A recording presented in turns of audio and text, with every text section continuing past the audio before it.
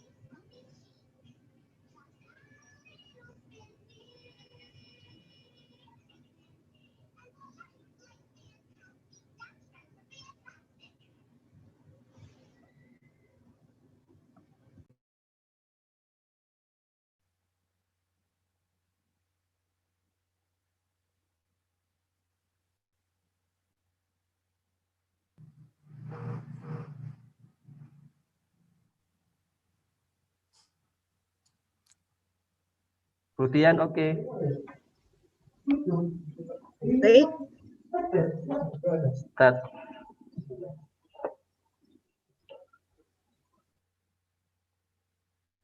Bismillahirrahmanirrahim. MC, silakan dimulai.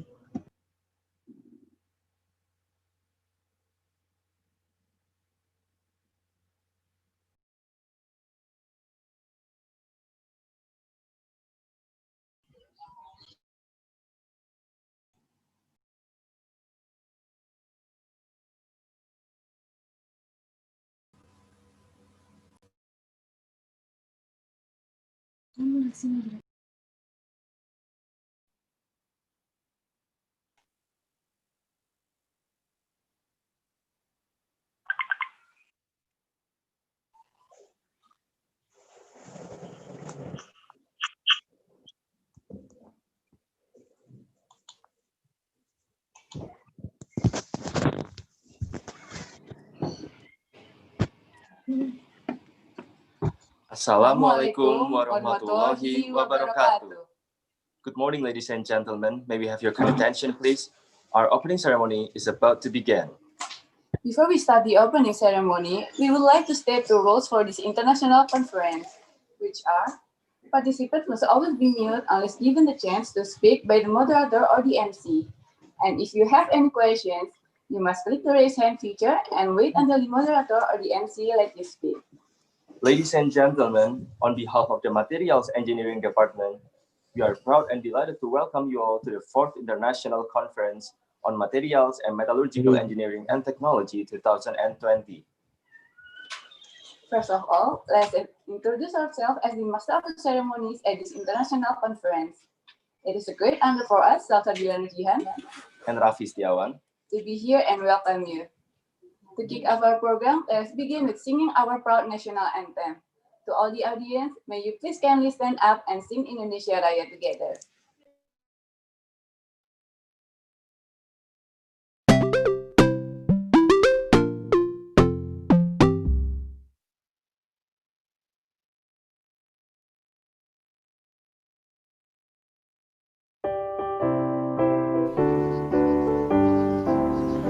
Indonesia tanah airku, tanah tumpah darahku. Di sanalah aku berdiri, jadi panggung ibuku. Indonesia kebangsaanku, bangsa dan tanah airku. Marilah kita bersatu, Indonesia bersatu. Hiduplah tanahku, hiduplah negeriku, bangsaku, rakyatku semuanya.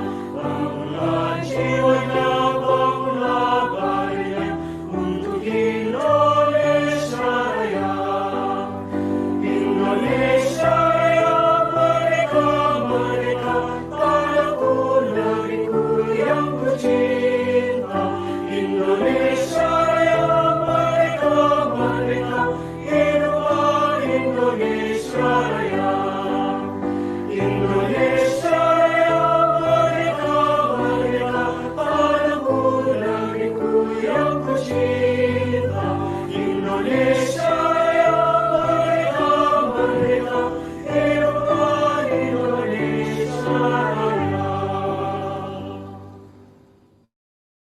Ladies and gentlemen, you may have your seats. Excellencies, we would like to present to you in this very special occasion the Institute Technology's 10 November video profile and the Department of Materials Engineering video profile. To participants, please enjoy.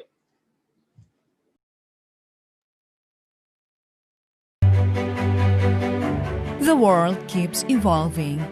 The times keep changing. The new generation of technology. The new generation of information. They bring the future before us. Institut Teknologi 10 November, a place where the spirit of heroism underlies the new generation to research and innovate in technology. The University of Heroes, ITS.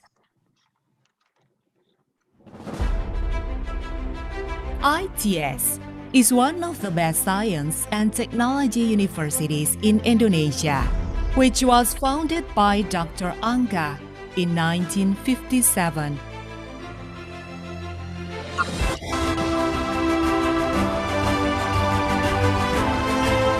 In every step, ITS focuses in advancing education, research, management, and community service.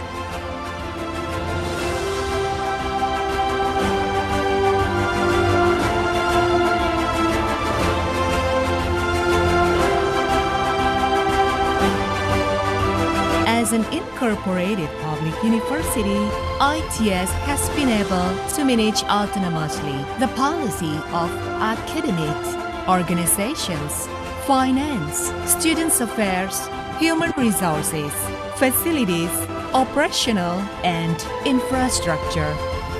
In the spirit of Indonesian heroes, during the battle in the 10th of November 1945, ITS always makes efforts to be the best in education, research, and community services, especially in the fields of industry and maritime.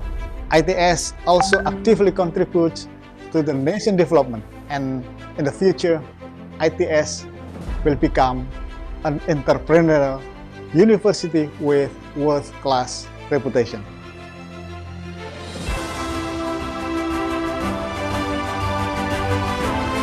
ITS has many achievements.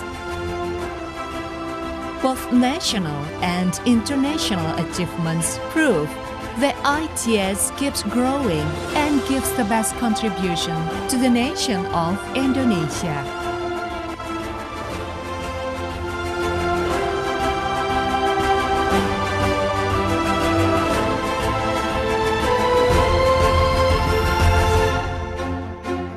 ITS is a place for new hopes to grow. An ideal environment for the new generation to flourish in 3 strategic locations within the industrial city of Surabaya. As a smart eco-campus, ITS maintains harmony between technological advances and the sustainability of the surrounding ecosystem.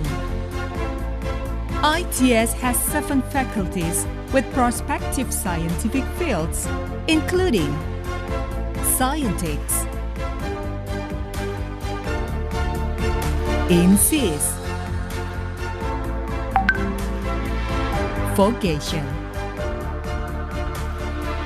Creatis, Martech, Electrics, Plan. ITS is a space for the new generation who are hungry for knowledge because it provides a wide range of references in both physical and digital form. ITS makes it easier for the new generation to access information by providing flexible classes.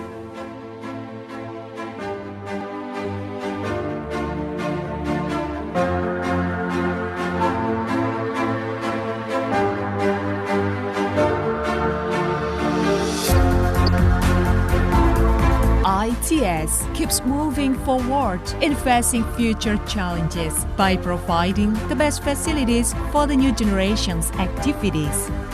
The facilities support both spiritual and physical needs.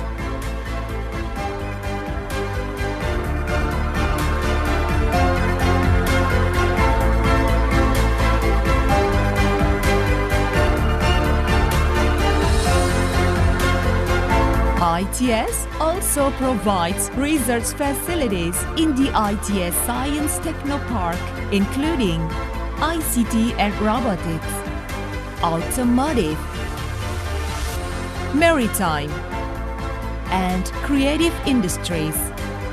Therefore, the excellent generations from ITS will emerge and make history.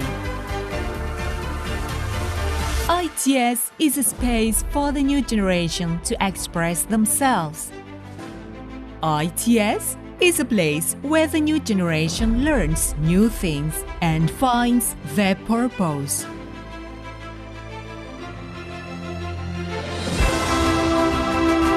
ITS has become a place where the new generations that carry the future will be born. ITS is a campus of science and technology, which focuses on the research and innovation, presenting technology for prosperity. With a spirit of heroism, ITS brings the future before us. ITS, the University of Heroes.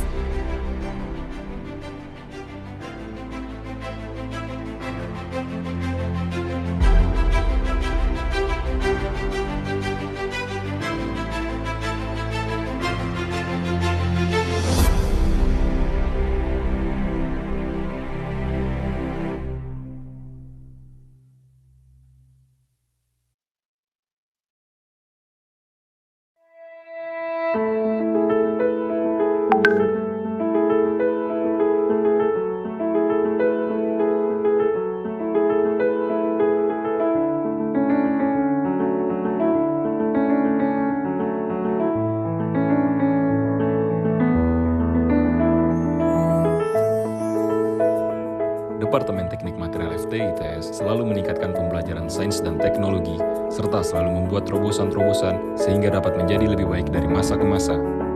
Pada tahun 1999, DTMM ITS resmi berdiri menjadi Departemen nomor 1 dalam pengembangan ilmu material dan metalurgi.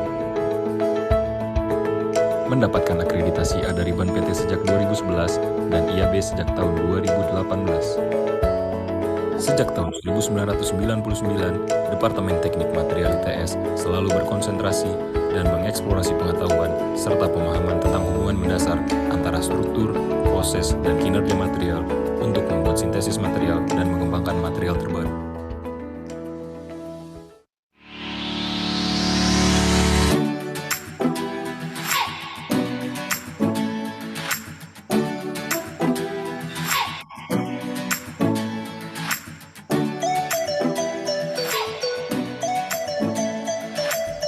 Hingga tahun 2019, DTMM ITS mempunyai banyak sarana untuk menunjang penelitian dan pembelajaran bagi mahasiswanya, yaitu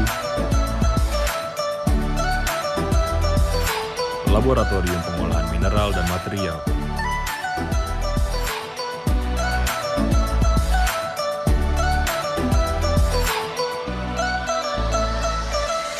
Laboratorium Inovasi Material,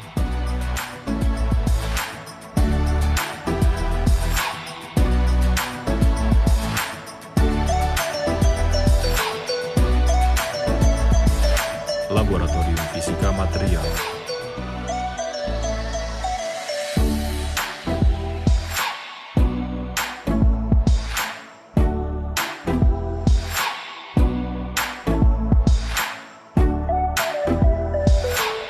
Laboratorium Kimia Material,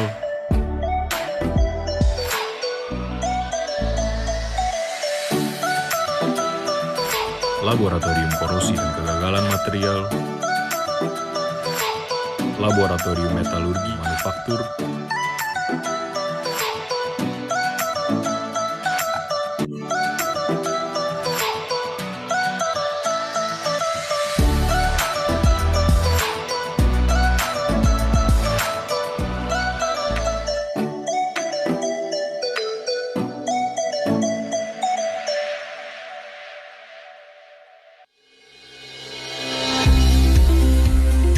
Hingga tahun 2019, Departemen Teknik Material ITS mempunyai 26 dosen dan 24 staf untuk membantu kinerja pembelajaran di Departemen Teknik Material ITS. Mahasiswa DTMM ITS merupakan mahasiswa yang sudah teruji dan kompetitif, terbukti dengan sudah memenangkan dan mewakili ITS serta Indonesia di kancah nasional maupun internasional.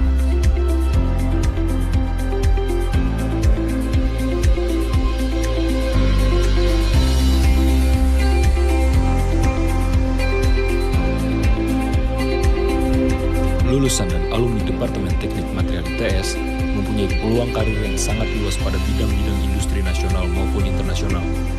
Dan kami bangga karena telah melahirkan alumnus yang bisa memberikan dampak positif yang besar bagi industrinya, Indonesia maupun dunia.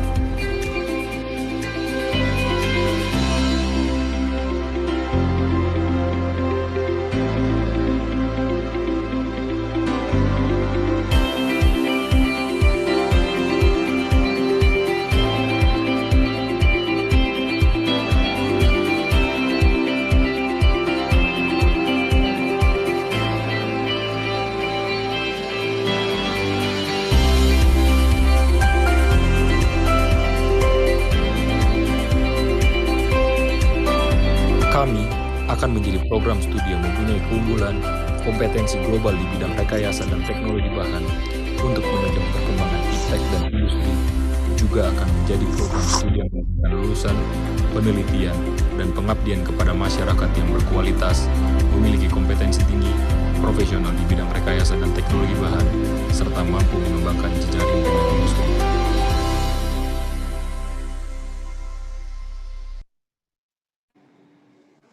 Ladies and gentlemen, it is time to officially open our program. The program today will provide you plenty of opportunities to discuss, share knowledge and insights, specifically about several topics, which are Metallurgy manufacture, innovative materials, materials modeling and optimization, corrosion and failure analysis, extractive metallurgy, biomaterials and biomedical application, non-destructive evaluation and inverse techniques. smart materials, sensor, and other advanced material applications. Last but not least, industrial and additive manufacturing applications. Before we proceed to today's agenda, we would like to express our sincere gratitude to Their Excellencies, Director of Institute Technology 10 November, His Excellency Professor Muhammad Asari, the Head of Materials and Metallurgical Engineering Department, Dr. Sigit Triwicaksono, and last but not least, the ICOMMET 2020 Chief Officer, His Excellency Dr. Mas Irfan Hidayat. It is a huge pleasure to now introduce the Rector of Institute Technology 10 November, His Excellency Professor Muhammad Asari, to officially open the 4th International Conference on Materials and Metallurgical Engineering and Technology 2020. Professor Muhammad Asari, the stage is yours. Thank you very much. Assalamualaikum warahmatullahi wabarakatuh. Waalaikumsalam warahmatullahi wabarakatuh. Very good morning, ladies and gentlemen. The Honorable Chair, Pak Mas Irfan, the Honorable the Head of Department, Pak Sigit Tri, and all the staff, the Honorable distinguished speakers, Professor Takamoto Ito, welcome and good morning. Thank you for joining on our conference this morning. Also distinguished speaker, Bapak Dr. Janu Suryanto, Direktur Industri Telekomunikasi dan Telematika from Kementerian Perindustrian Republik Indonesia. The other one also distinguished speaker Bapak Dr. Rozik Himawan, Kepala Pusat Pendayagunaan Informatika dan Kawasan Strategis Nuklir Batan. Kemudian juga Profesor Evan Oterhus, the Director of Aerodynamic Research Center, University of Glasgow, United Kingdom. Good morning. Probably it's still early morning in UK now. Also, Professor Si Chen Si, Department of Mechanical Engineering, National Cheng Kung University, Taiwan. Distinguished speaker, Associate Professor Sulalit Padai, Postdoc Research Fellow at the Department of Chemical Engineering, Norwegia University, and all participants. So, on behalf of Institute Teknologi 10 November, or in shorten we call it ITS, I would like to thanks and very welcome to you in the very prestigious conference, the 4th International Conference on Material and Engineering and Technology, or ICOMMET 2020.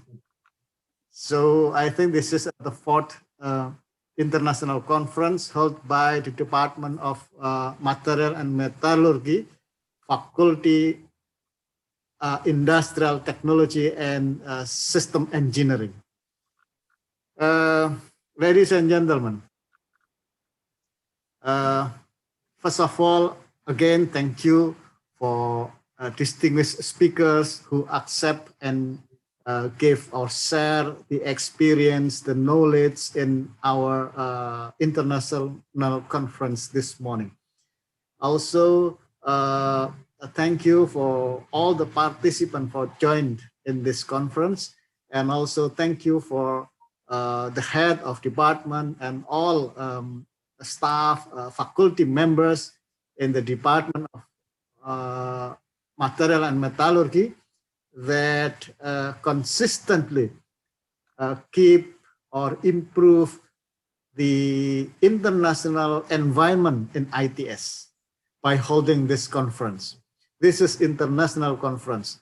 Many speakers, distinguished speakers, come from overseas. So it improves the environment in ITS, especially in the Department of Material and Metallurgy of ITS. So again, thank you very much. I hope that this international conference can continuously be held every year, and it would be very grateful all associations in the material and metallurgy in Indonesia would join in this conference. Ladies and gentlemen, the theme of this conference is optimization of mineral, mining, and material resources for economic sustainability in digital transformation era. As we know, the technology in industrial revolution includes nanotechnology, new material, advanced material. These relates to this conference and relates to the Department of Material and Metallurgy ITS. And in ITS, this is a leading department that already produce many innovation technology, such as mini smelter. Smelter that is a very, very important, and it is a compulsory in Indonesia for mining business, because Indonesia now do not export a raw material anymore. All the mining info or embedded by a smelter. And then we're proud that one of smelter innovations is made by faculty members in this department. And we hope that another innovation will come from this. I believe that another innovation will come produced by this department, especially this conference. So we are proud of that. And then, ladies and gentlemen, ITS at the moment we have 20,000 students, 39 departments, and 7 faculties. And this Department of Material and Metallurgy, is under a Faculty of Industrial Technology and System Engineering. So this is the biggest faculties in ITS. And at the moment, the position of ITS in the world ranks, according to Times Higher Education, THA, the position of ITS in Asia is at 201. And if we compare in Indonesia, ITS is the biggest the best three university among 5,700 universities in Indonesia. So thank you very much for all contribution made by faculty members and all partners university. Again, so let me congratulate to the committee, the chair, Irfan, and all the members for the tremendous effort to virtually organize ICOMMET 2020 today. So finally, I hope that the conference will give great success. Also, all participants will broaden networking and transforming the new idea, the new innovation in the scope of material and metallurgy. So again, by holding this conference, I hope that partnership with foreign university can be expanded, and also further collaboration with a university, especially from the distinguished speakers, could be expanded as well. So exchange students, double degree program, short-term program could be realized in the near future. So again, I would like to express our attitude, our gratitude to all distinguished speakers, to all committee and department, and also faculty members. Thank you very much, and then please enjoy this seminar, and welcome to ITS, welcome to Surabaya. Happy seminar in ICOMMET 2020. Thank you very much. Wassalamualaikum warahmatullahi wabarakatuh. Waalaikumsalam warahmatullahi wabarakatuh. Thank you very much, Prof. Hasan.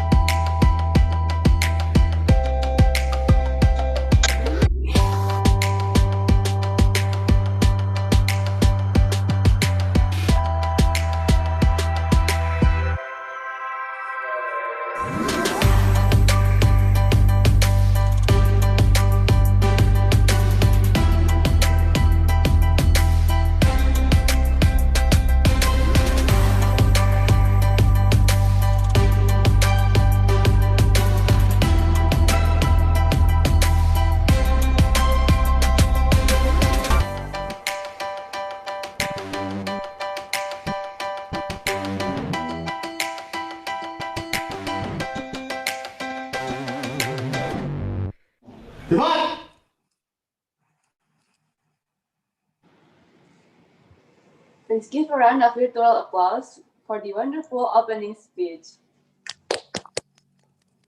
Thank you, Professor Asadi. Salsa, don't forget about the video.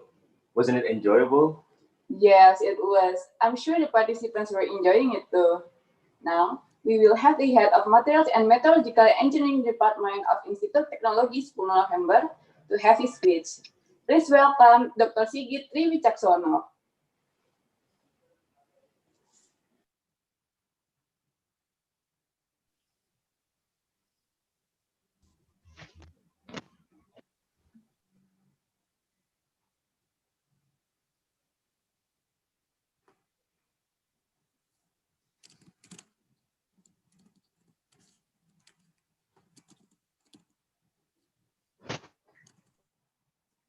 In the name of Allah, the most gracious, the most merciful.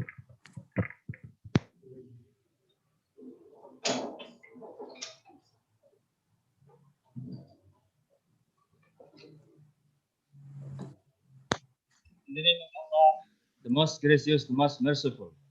Honorable Rector of ITS, Professor Dr. Engineer Muhammad Al-Hari, distinguished Professor of keynote speakers, the invited speakers, delegates, and all participants. It is my privilege to virtually welcome all of you to the 4th International Conference on Materials and Metallurgical Engineering and Technology, ICOMMET 2020. Ladies and gentlemen, with the advance of technology, the distance is borderless to continue developing knowledge from experts in science and technology around the world. At present, metallurgical materials and technology has been developed comprehensively, not only in manufacturing technology, but also in other fields such as biomaterials, modeling, energy, structural and smart materials, sensors, and other advanced materials applications. Materials evolve over a wide range of its applications, from a very small nanoscale materials manufacturing that must be applied in electronic and biomedical devices to giant metallurgical manufacturing. In line with our department vision to become an innovative department that has expertise and global competence on materials engineering and technology to develop industry and networking through educational research and community services to support the international industrial competitiveness. Therefore, we are continuing to help the annually international conference. As the theme of this conference is optimization of minerals, mining, and material resources in the era of digital transformation. Through this forum, we may discuss and share ideas about new trends in metallurgical materials and technology, and at the same time build strong reciprocal relationship and cooperation between academicians, scientists, researchers, and practitioners. Finally, I would like to congratulate the organizing committee on their tremendous effort to virtually host this ICOMMET 2020. It is something new and challenging for our department to conduct the international conference virtually. However, the committee accepted and answered this challenge very well. The last but not least, in which all participants will expand the network and transform new ideas obtained into many research innovations.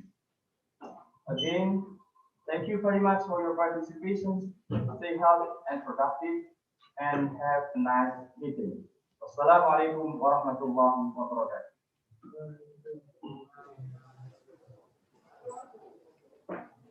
Thank you, Mr. Sigit. What an insightful speech. Yes, I agree. And now I cannot wait for our program chief speech. Excellencies, without further ado, we would like to invite the chief of this program to deliver his welcoming speech. Please welcome Dr. Mas Irfan Purbawanto Hidayat.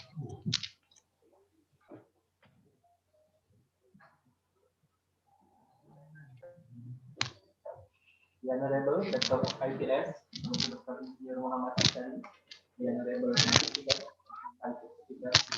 all participants and audiences, ladies and gentlemen, it is a great pleasure to welcome you to this fascinating virtual event, the 48th National Conference on the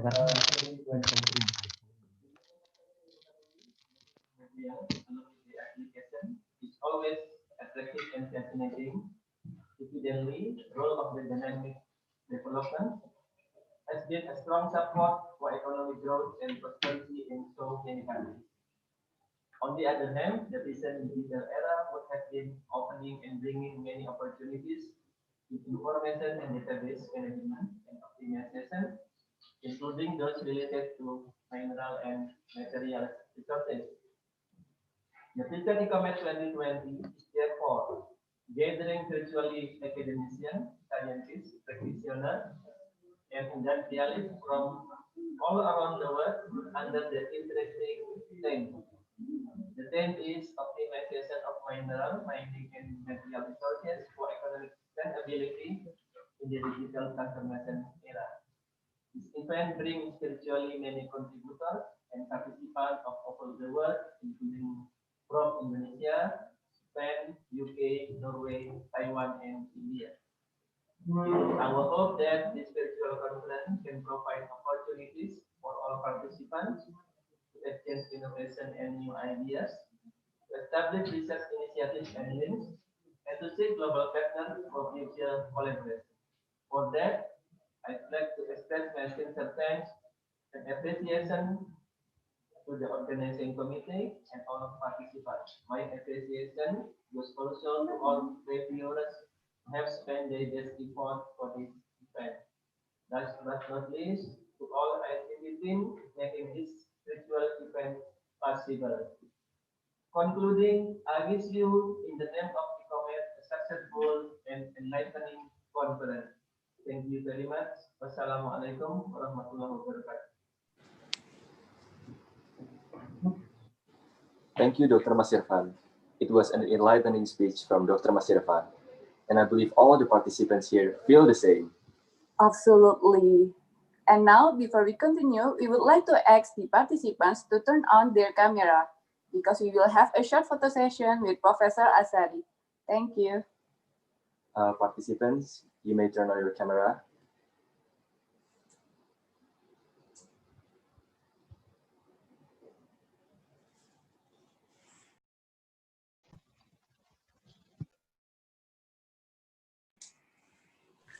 We will take the picture in the count of 3. Okay, starting from now.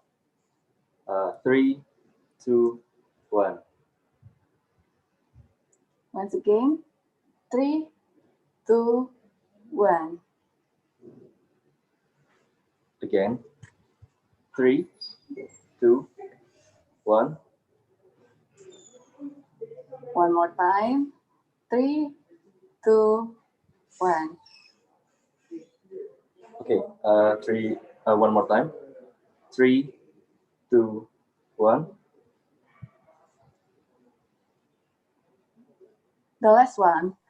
3, 2, 1. Okay, thank you. Thank you, Professor Asari, for taking the time to come and give a wonderful speech. We would like to say thank you and wish you well in these difficult times.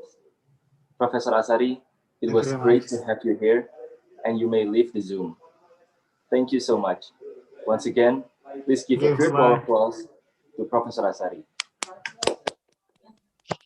Thank you very much. Thank you. Enjoy conference. Excellencies, after this, we are going to have our first keynote speaker session. Before we proceed to the session, we would like to introduce Dr. Agung Purniawan as our moderator today. Dr. Agung Purniawan is the head of Nano Research Technology Center at Institut Teknologi 10 November. His research interests includes coating technology, biomaterial, and heat treatment technology. Dr. Agung Purniawan has published several papers. Some of them are the formation of nanocrystalline diamond coating, effect of nanocellulose on acoustical and thermal insulation, and molecular dynamic simulation of iron joining using copper. He has many prestigious achievements, which are Best Paper Award at International Conference on Surface, Coating, and Nanostructure Materials 2007, and Best Student Paper Award at Biodevice Conference at Spain 2010. Without further ado, please welcome Dr. Agung Purniawan.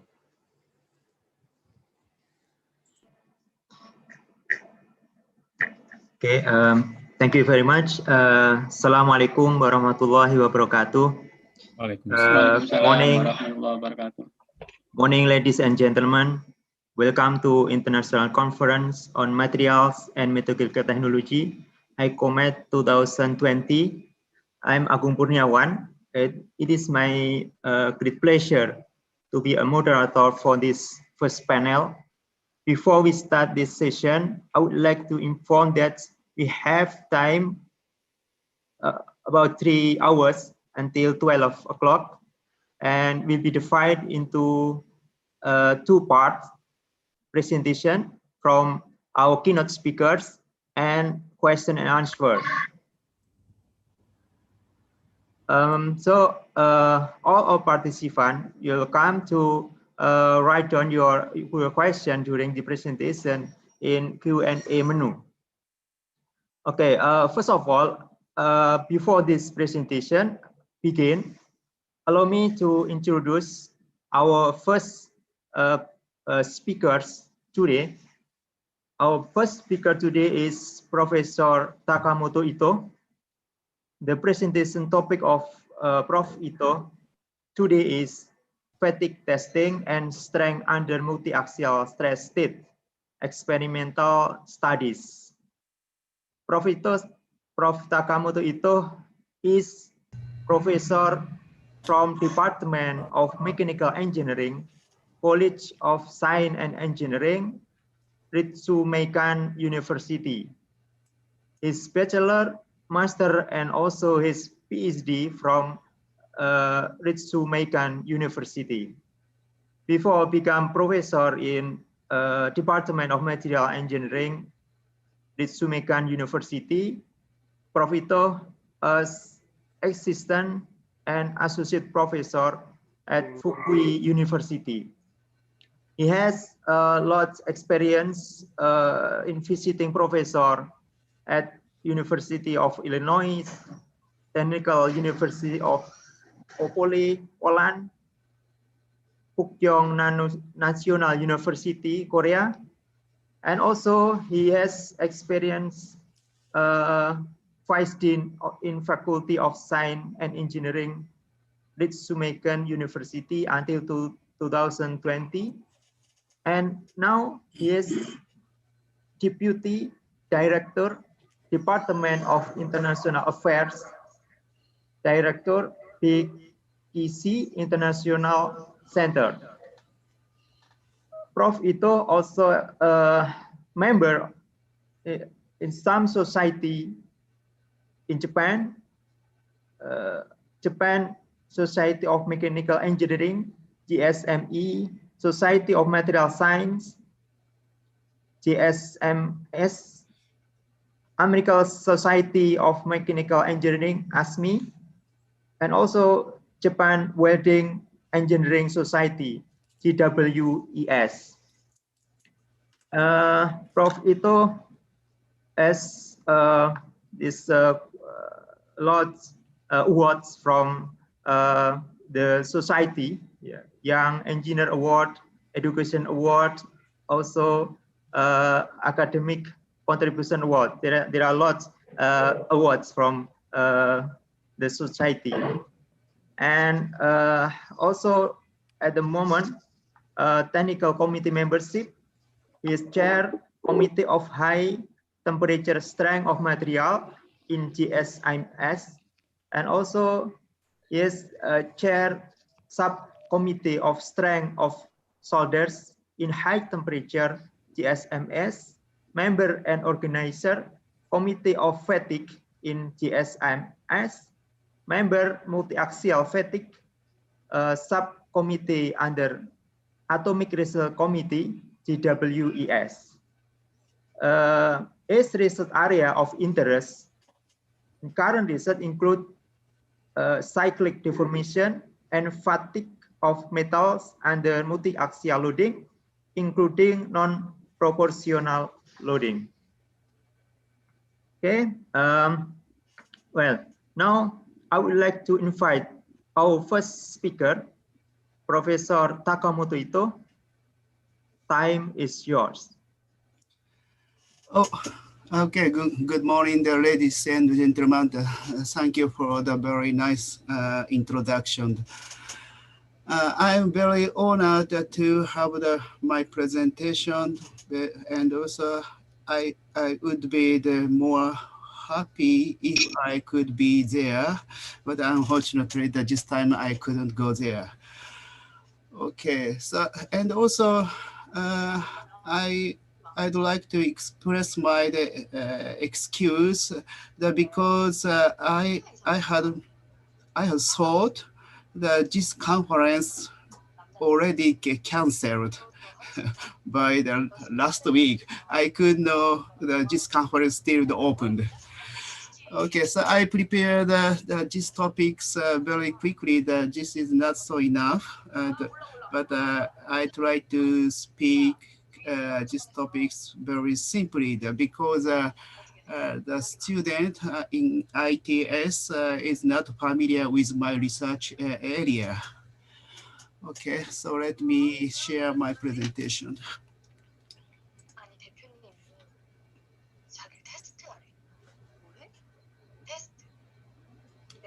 Okay, it is good? Yes, bro. Yes, good. Okay. Okay, this is the title of my presentation, the fatigue testing and the strengths of under multi-axis stress state. This is the topics to evaluate the material strengths in experiment rather than the material science. At the beginning, when I submit this PowerPoint and the title of this paper, I mistake the testing here. This is the big, not so big mistake. The testing and testing is very similar because I like the cooking too. Okay, so okay, just so correctly the testing here. Okay, so before I started to present my presentation, I introduced myself and also my laboratory and also the Ritsumeikan University very briefly. So my name is Takamoto Ito. This is the Chinese character, and I was born in 1965. Now I graduated from the Ritsumeikan University in 1992. After that, I worked in the National University, whose name is Fukui. This is not a big university, the compact university, for 21 years. And I could back to this university when the 2013, it's 70 years ago. So I have not so enough the hobbies, but I love the eating and the drinking, and sometimes I do the scuba diving.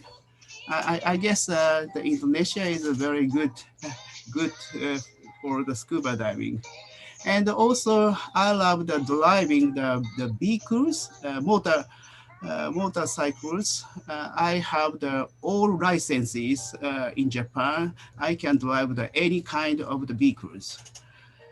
I have the two kids. One is the 27, now the 28, 8 years, and the girl is the 22.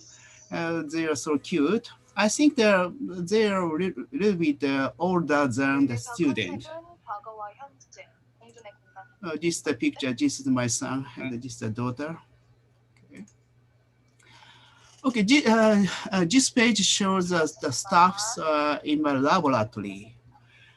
In my university is a private university, so the number of staff is a little bit smaller than the national university. The staff, the professor is me, and also one assistant professor, and also the senior professor. He's already retired, whose name is Professor Sakane. He was my boss, and also one secretary. And I have the many students, the 5 doctor students, and 15 the master students. And M0 means next year, from April, 10 new master students come to my laboratory. And also I have the 9 undergraduate students. In Japan, the student in the undergraduate student in the 4th grade start the research work. So I have the 9 undergraduate students. Okay, this is just a picture when I attend the conference in Bordeaux, France last year. I always take several students to attend the conferences. I think to attend the conference is a good experiences for students. They enjoy the drinking and enjoy the eating like this. But unfortunately, this year, I cannot take any student due to the pandemic of the COVID-19. This is the summary of the research topics, but it is too long. The keyword is, my main is fatigue and the low cycle fatigue, and the creep. This is for the high temperature, and then evaluating the life of the fatigue, the creep, and also creep fatigue. So in my laboratory, I have the many unique testing machines, which are almost designed and developed by my laboratory. The student, the design, and the developing.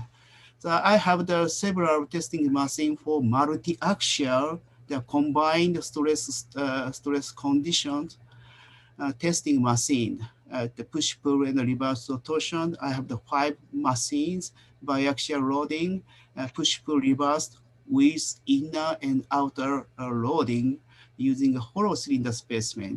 It is very special testing machine. I also have the several uniaxial fatigue testing machine.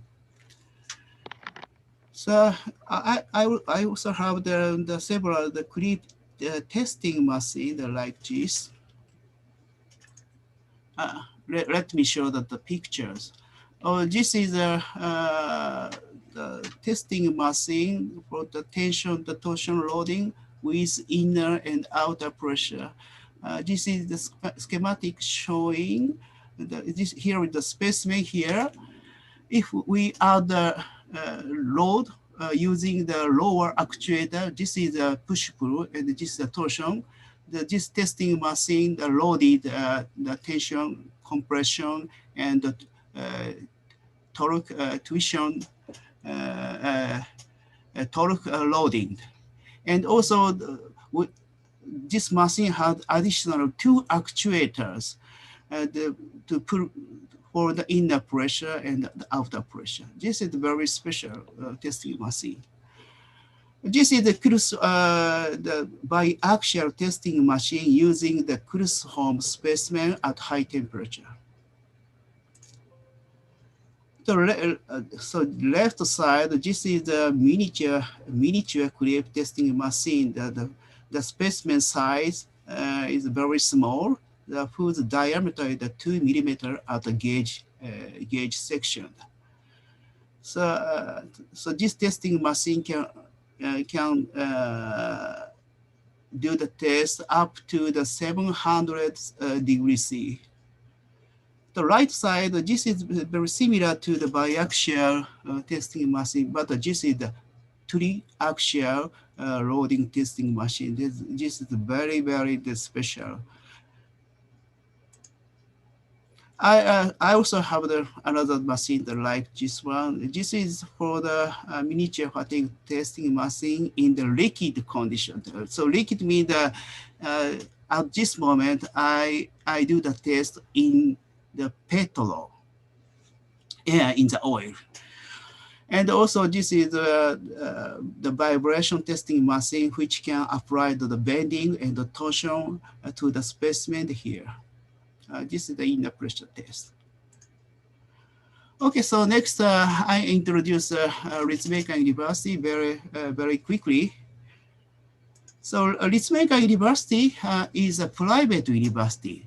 This university started in 1965 with a very small academic.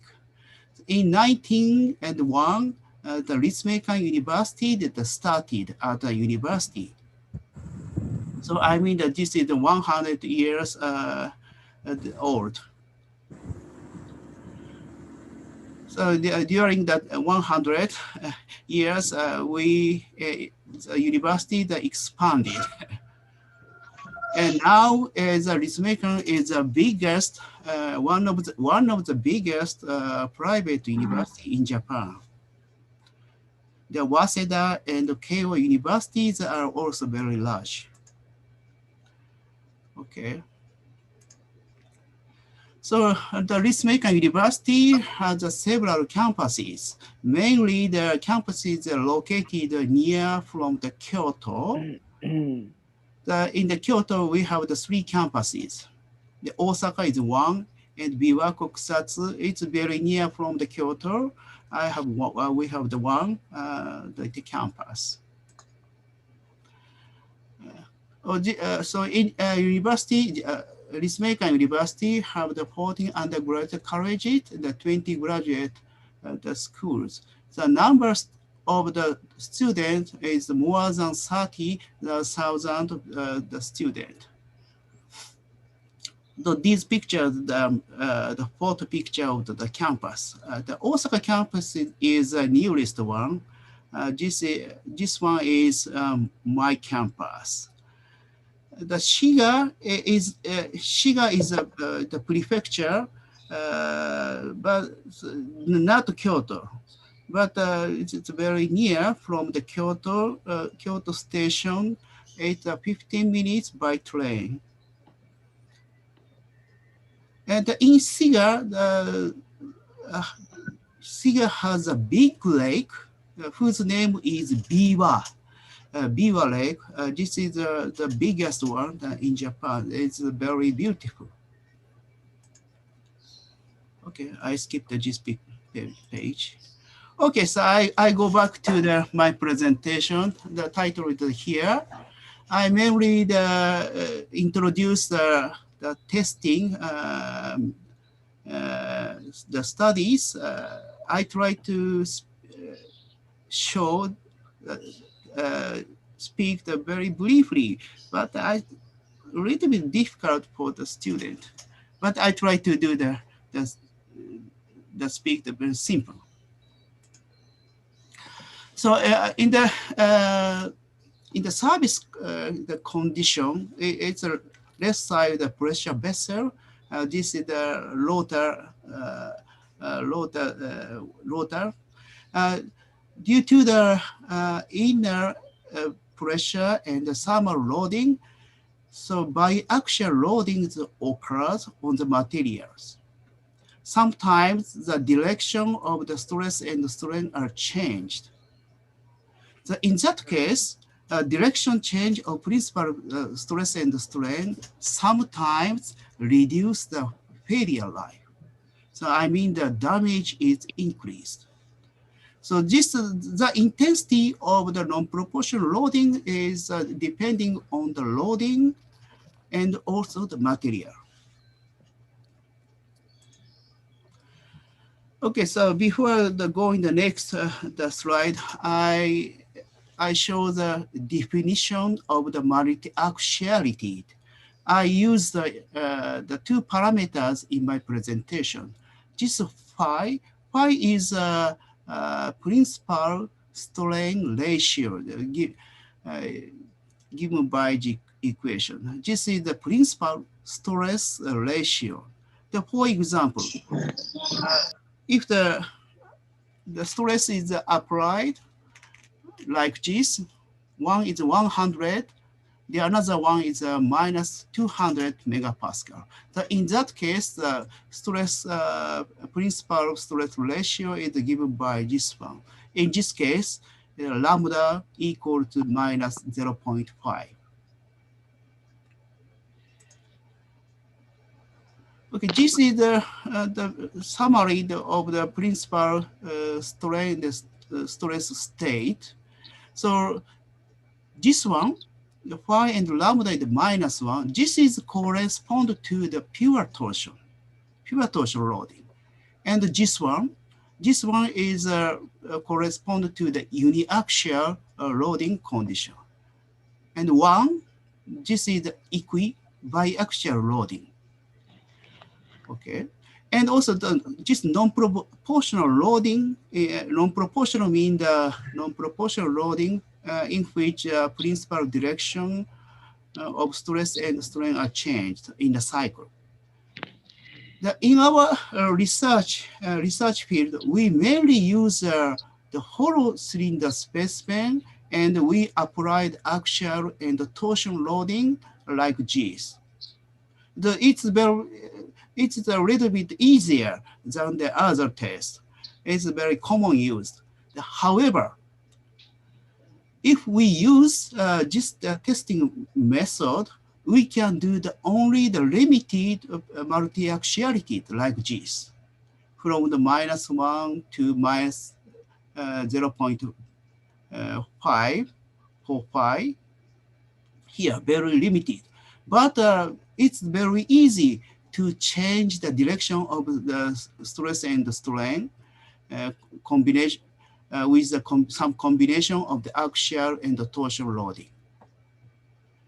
Okay, so next, if we use the Chisholm specimen, we can do the test in full range of multi-axial stress state. However, we cannot change the direction of the stress strain. The principal direction of stress and strain, because principal direction is always fixed in the two directions. Okay, so if we employ this one, axial, the torsional, the inner and outer pressure, well, we can do the test in the full range of multi-axial loading with non-proportional loading. That's why I developed the GIS testing machine several years ago. Okay, so next slide, introducing the fatigue properties. The first one is the results using the hollow cylinder specimen with the tension and the torsion loading. The employed material is the type 316 stainless steel. Ng means the nuclear grade. This is a schematic showing the testing machine. Okay, so in this test, I applied the uniaxial loading, the push-pull loading. The other one is push-pull and reverse torsion straining. The whose phase difference is 90 degrees. So I mean, if in this figure, this is the axial strain, this is the shear strain, this is the stress strain path, this is the circular loading. Okay, so this is the push-pull loading. Of course, this is proportional loading. This one, the circle loading path, it corresponds to the non-proportional loading. Then what happened to the failure life? Okay, this is the initial loading here. This is a correlation of the failure life with Mises strain range, not the stress, it's just a miswriting. This is the equivalent, Mises equivalent strain range. So the red one is this is a circle loading test. Okay, so it is very clear. We could know the clear. The failure life is very shorter than uniaxial loading. This is almost 5% compared with push-pull loading. Okay. So because why the failure life reduced due to the circular loading? In the strain controlled test, this is a cyclic stress strain curve for the push-pull and the circular loading. For the stainless steel, we could see the additional harden. I defined this increase of the stress additional hardening. So this is very large. Due to this additional hardening, the failure life is reduced. So I propose a new parameter. This alpha is a material dependence, and FLP is the intensity of the non-proportional loading. So detailed description is omitted here today, but by taking account of this additional hardening like this, we can correlate the failure like very monotonic, so very simply like this. The uniquely, we could get a good correlation. Okay, these are the literature I submitted, not only mine, but also the other researchers.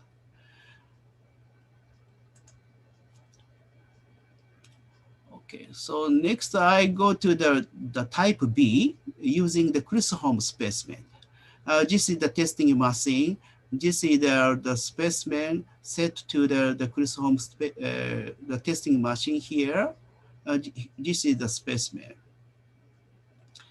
So this machining is a little bit difficult. The machining cost is very high.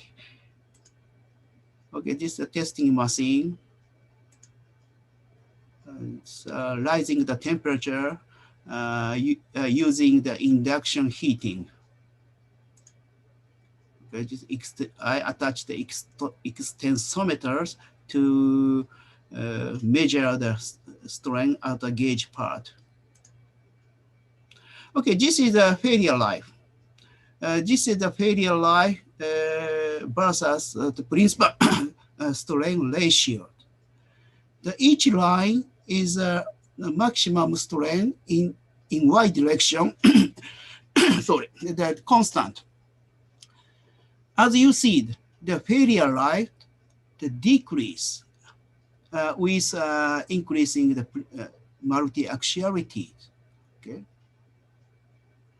However, if we correlate the failure life with Mises equivalent strain, we can correlate really precisely.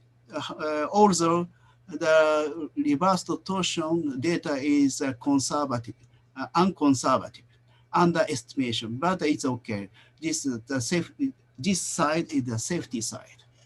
So I mean, in the multi-axial loading, that we can design using the equivalent strain range, but not for the non-proportional loading. Okay, this is the references. Okay. Okay, next I introduce the experimental results using the type C, but I think the time is very tight. So I go to the quickly. This is the testing machine.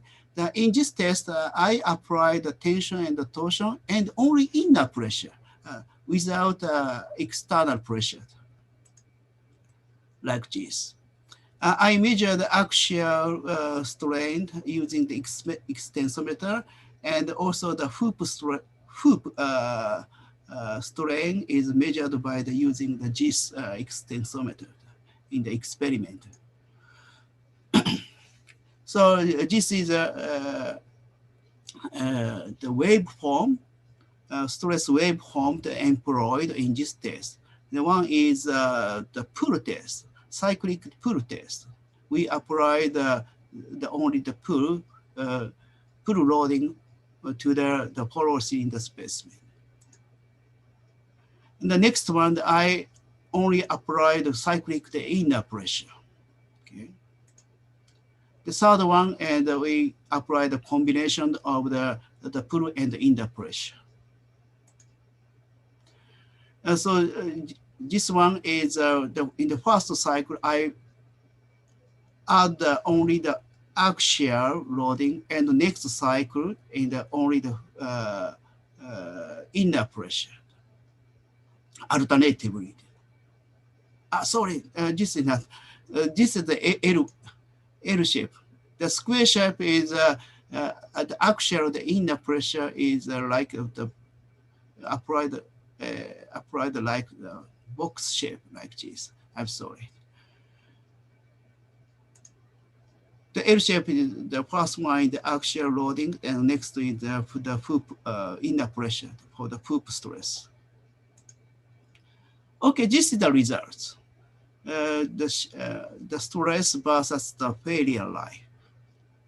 So the data the correlated separately the two lines like this. What the difference? This is this straight line is very similar to the proportional loading. These failure lines are unique, but for the square and L shape, the failure life that decreased. It showed a shorter life than this one. But however, in this test, axial principal direction of the stress and the strain are always changed, even though these tests.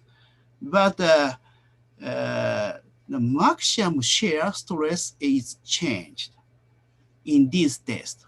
So I mean, even though the principal direction of stress and strain are fixed, but the direction change of the maximum shear stress plane is reduce the failure line. I think that for the student, it is really difficult to understand. If you are interested in these topics, then contact me. And also, I welcome you to study in Ritsumeikan University. Okay. Okay, so I got the summary. Okay, I introduced the two types of the test under multi-axial loading.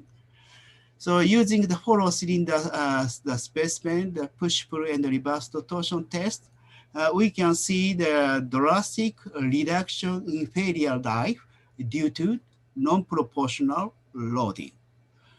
Using the Chris Holmes specimen, we can correlate the failure life using the Mises equivalent strain. And this is so the third one, using the hollow cylinder specimen with tension torsion and inner pressure, the failure life is separated like this. But this one and this one already is solved. I already proposed the parameter for the life prediction, and also the many researchers also the proposed the damage model. However, this third one is very pretty new. No one do this test except me. So just there are still the number of the open questions in this test, in this research one. And also, we still have the open issue to be solved in the multi-axial fatigue research field, especially in the multi-axial failure life under the low stress level. The longer life area, this is still the open question. So notch effect, it is still open. Creep fatigue and random loading, we still have the many work to do. It should be solved. Okay, so this is my presentation, but I'm very sorry that I couldn't prepare my presentation enough. So, and also a little bit difficult for students. Maybe my presentation. Thank you for your kind attention. Okay, thank you very much, Prof. Takamoto Ito. Very interesting topic and also very good presentation. For question and answer, please participant write down in question and answer, and then we can go to the second presenter this morning. The second presenter is Dr. Rizik Himawan.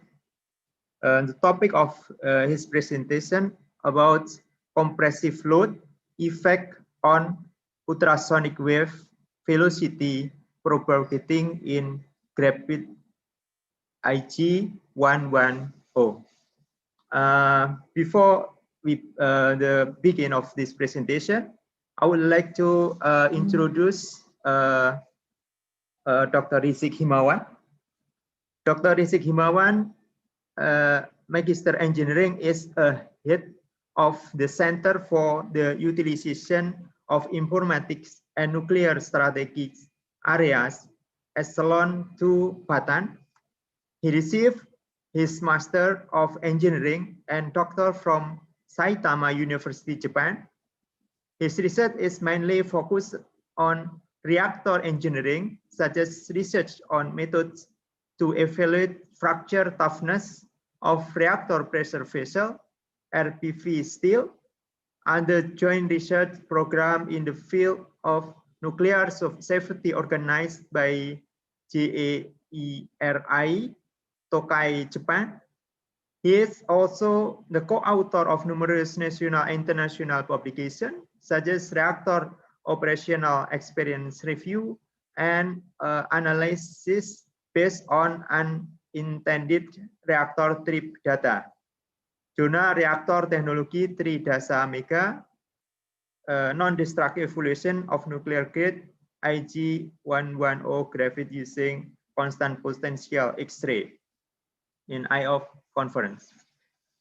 Okay, yeah, now I would like to invite Dr.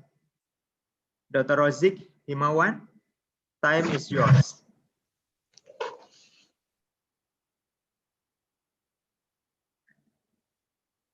Please unmute your mic, Dr. Rizik. Yeah, thank you. Yeah, thank you, Mr. Agung, as the moderator for this session. And also thank you for your introduction of myself. And now I would like to present my presentation with the title of compressive load effects on ultrasonic wave velocity propagating in graphite IG110. zero. This is the outline of my paper. The first one is introduction. The second one is experimental, and then the result and discussion, and then the conclusion. As the introduction, according to the IAEA data, in 2019, there's already 31.15 terawatt hour of nuclear electricity generation. It is representing 13.4% of the total electricity generated in the world. Among the countries, France has the biggest share of nuclear electricity generation. It's more than 30%. And as well as for USA, I think is the biggest number 2 in the world who use electricity generation, nuclear electricity generation to support his electrical. And Japan is also before 2011, more than 30% of electric generation produces by nuclear energy. And nowadays, China is the most attractive or active country who built many nuclear power plants to support their sustainability electric generation, to support their economic and also industry. In this chart, I show you that the evaluation of nuclear power reactor, nuclear power plant by the generation 1, 2, 3, and 3 plus, and also generation 4. In 1950, the generation 1 is only for the prototype of reactors, and start from 1970, the generation 2 is built as a commercial power reactors. The type of this reactor is many various as LRR4, it in PRR, and also boiling water reactor, and also CANDU and AGR. CANDU is mainly built by Canadian, and AGR is for British or Germany. And in 2000, the generation 3 is called the advanced light water reactors. The type of this NPP is represented by advanced boiling water reactor and also system 80 plus. And in the generation 3 plus, the evolutionary design offering improve in economics for near-term deployment. And nowadays, the generation 4 of the nuclear power plant are developing in many countries. The reason why the generation 4 is developed because the generation 4 has a purpose of objective for highly economical, enhanced safety, minimal waste, and also proliferation resistant. In the operation of nuclear power plants, the safety is the main consideration to operate the nuclear power plant. The safety is not for the workers only, but it's also for the environment and also for the public around the nuclear power plant site. The main issue in the evolution of nuclear power plant is how to enhance the safety aspect in operating the nuclear power plant.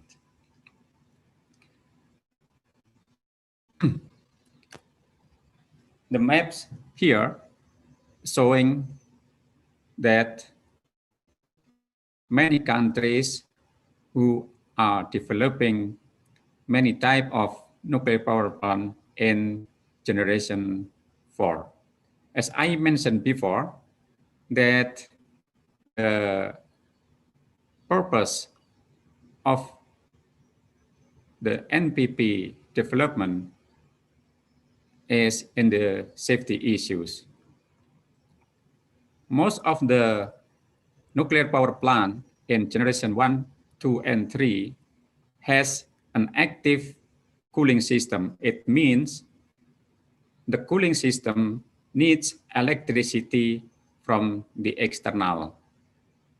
That's why if there are some station blackout, so they can supply electricity to the safety system. And even the nuclear power plant itself has a generator station for backup from the electrical company. But if there is some trouble, like in Fukushima, so the safety system is cannot be functioned.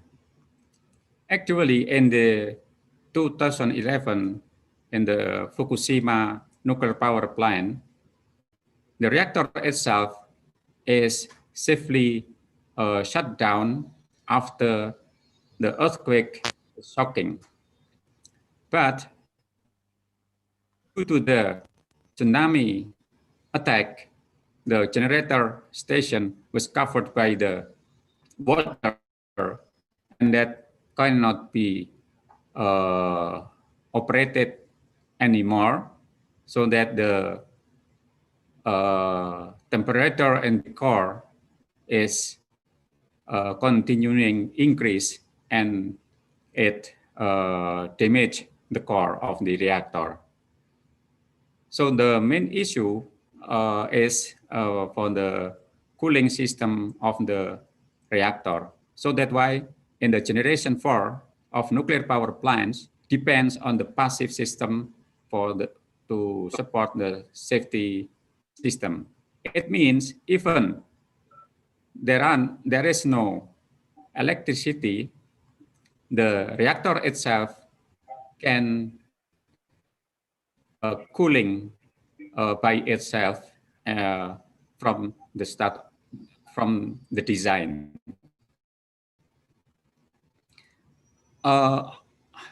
Among the type of reactor under developing by the many countries, there is one more famous reactor type. It is called by high temperature gas-cooled reactors. The country who are developing the high temperature gas-cooled reactors, such as China with HTR-PM, and South Africa with PBMR or HTMR 100, and also for USA is such for SCHGR or XE 100.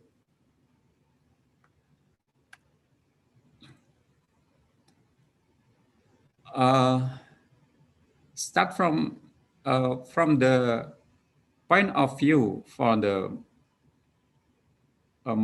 multi-purpose of the HTGR, Indonesia is starting to develop experimental power reactor, or in Indonesia, in Bahasa, is abbreviated by RDE. This is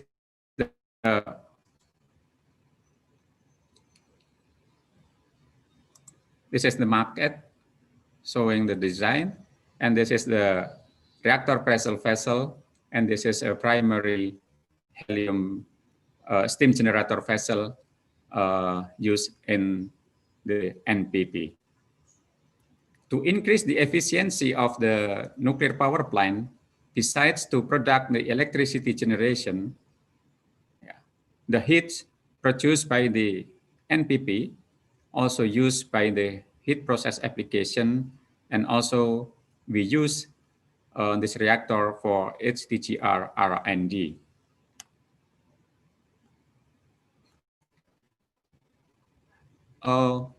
HTGR, as the name, high temperature gas cooled reactor, has severe operation condition, such as the high temperature, because it's commonly operated over 950 degrees centigrade, and also in high neutron flux and corrosive environment. In such environment, aging of material used in the internal core of this reactor has degraded, and maybe they can result in the crack. Due to the high temperature over 950 centigrade, so the metallic material cannot be used as the core component. So that's why in the HTGR, the core component mostly made from graphite. Yeah. Due to the aging of material, non-destructive evaluation should be conducted to inspect or to monitor the aging degradation. There are many non-destructive evaluation methods. For example, there are ultrasonic method, X-ray method, laser method, and also electromagnetic method. And after we perform non-destructive evaluation, so if we found some deterioration or crack or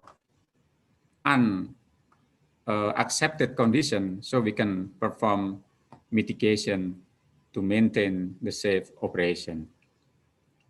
So the objective of this study is to investigate the effect of stress on ultrasonic propagation velocity in order to develop NDE method for inspection.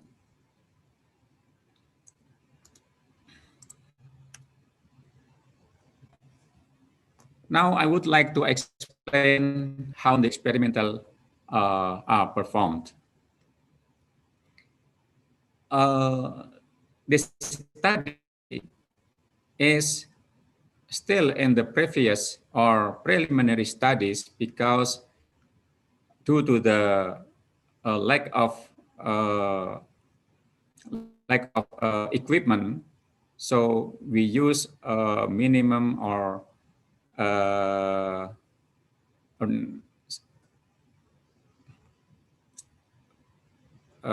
very common ultrasonic test or ultrasonic equipment to conduct this experiment. The table shows the thermal and mechanical properties of IG110. The type of graphite IG110 is for nuclear grade. Yeah, it's one of the nuclear grade graphite used for HTGR. This is the specimen. Yeah, 35, and the head is 55 millimeters. This is the procedure. The first one, we perform ultrasonic calibration, and the second one, we perform compressive test, and then the velocity measurement.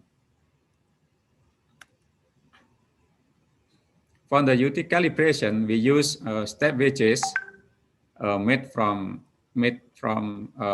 graphite. Yeah, it's also graphite IG110, and this is what we are using is for to measure the velocity. We use the ultrasonic epoch 4+. And then compressive test, we use a universal testing machine which has a capability for conducting the compressive testing. In this procedure, we subjected loaded for the increasement and the decreasement.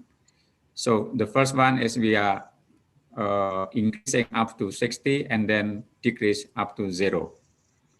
The load increment is 10 kilonewton, and dimension measurement is we are using micrometer.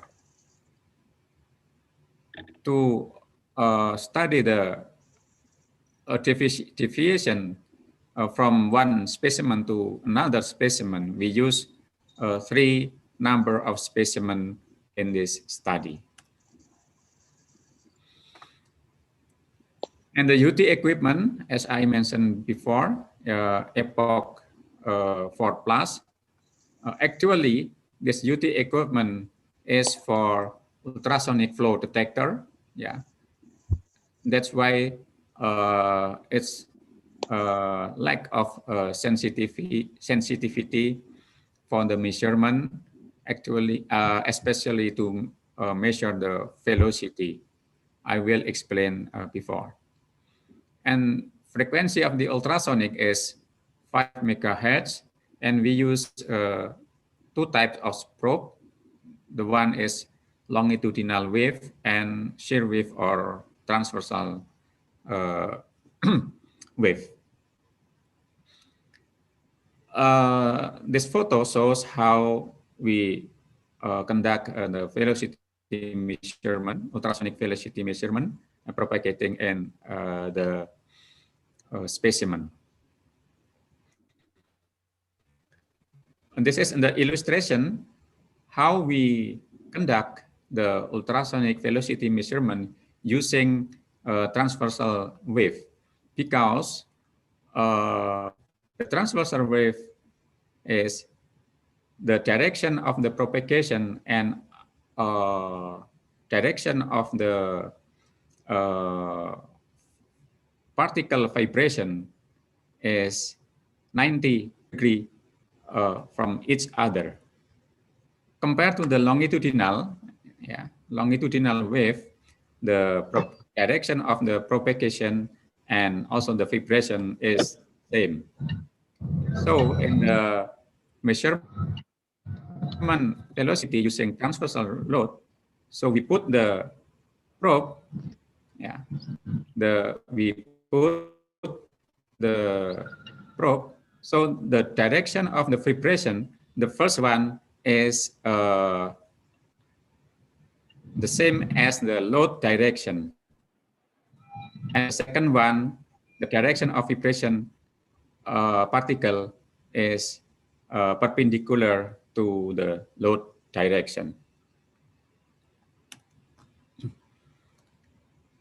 So this is the principle of the theory that there are linear relationship between the stress and propagation velocity, that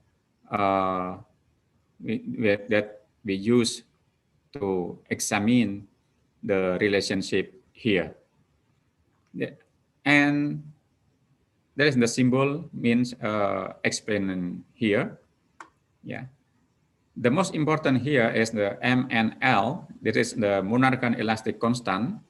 That's the according to the Murnaghan studies, that the propagation in the material is affected by the applied stress to the material.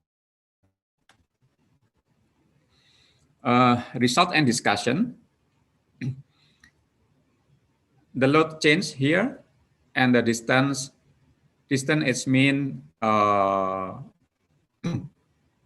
distance for the propagation. It means the change of dimension of the specimen. And time of flight is the time needs for the ultrasonic wave to propagate from the one side to the another side. Yeah. So by the relationship between distance and time of flight, we can calculate the propagation velocity. I would like to mention in the distance and also time of flight that the dimension change is only in order of micrometers. Yeah. And also the time of flight change, this one, is only in order of nanosecond. Yeah. So that's why the sensitivity of flow detector, ultrasonic flow detector cannot couch the differences in the time of flight significantly. This is the relationship between compressive stress and the propagation velocity. Yeah. The left side, it's for the longitudinal wave, and for the right side is for transverse wave. The longitudinal wave, yeah, we can see, yeah, the linear relationship between the propagation and the compressive. Yeah, it's more clear compared to the transverse wave. Yeah. But in the specimen 1, 2, and 3, there is the big scattering, yeah, or the big differences between one specimen and another specimen. So it means that mechanical properties of one part to another part is different. In transverse wave, yeah, compared to the, if we compare the result from the 0 and 90 degree, the direction of the vibration, yeah, with the same direction, and the load or the perpendicular, is not so clear, the differences. Yeah, most of them, both of them, the result is scattered. Even there is the trend that as same as the longitudinal wave, but the relationship, the scatter is very compared to the longitudinal wave. And change of velocity, yeah, the change of velocity, if after we are calculating the into the velocity, yeah, it's the same. The left side is for the longitudinal wave, and the right hand is for shear wave or shear wave or transversal wave. In the longitudinal wave, all of the specimen shows in the one ring or in the one area, yeah, and also all of them, yeah, the diamond and the triangle and also the cubic is almost, there are scattered in one area. So after we are calculating, so we can what I say, we know that no more dependency in the material. Yeah, almost the result is in one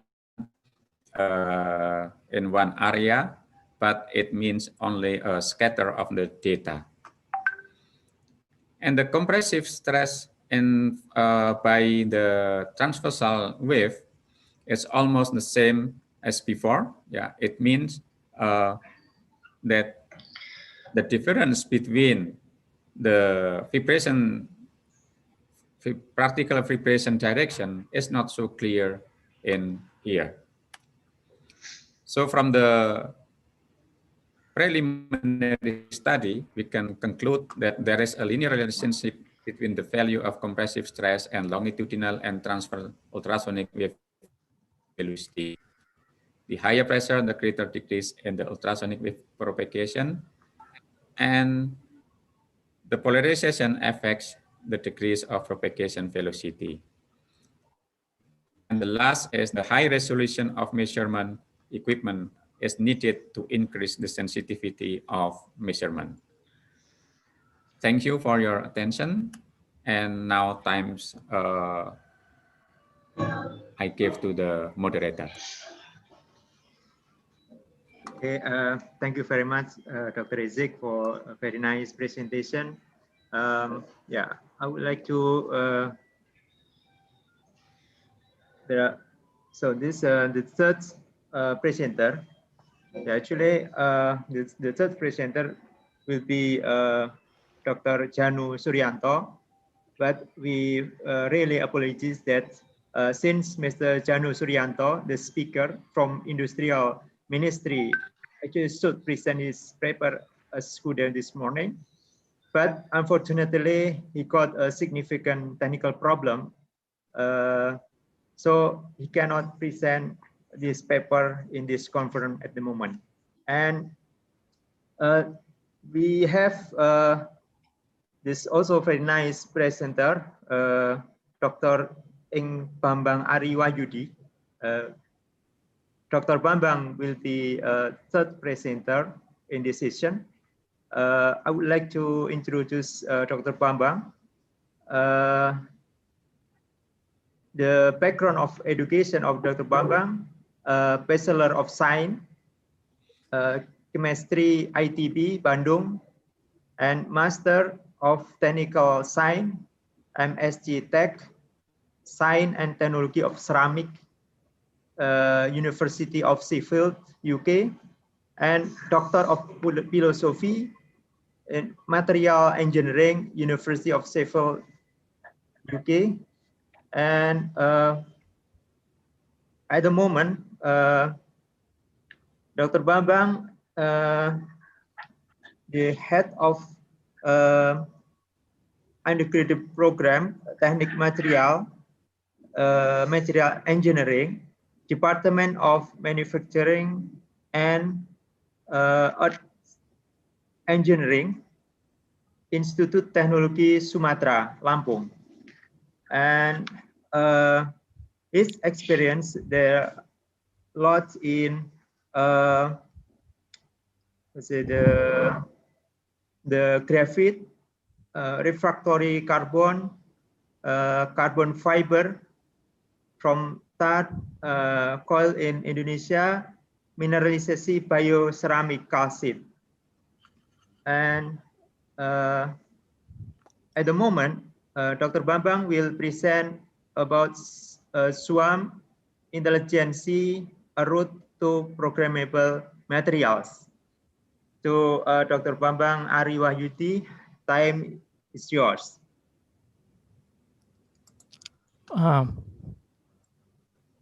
Thank you, Pak Agung.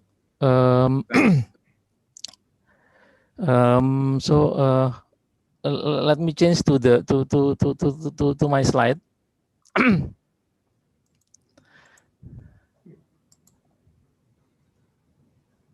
Is the slide visible enough? Not yet. Not yet. Not yet. Just a moment. I need to share, I think. Share. Yes. Share screen.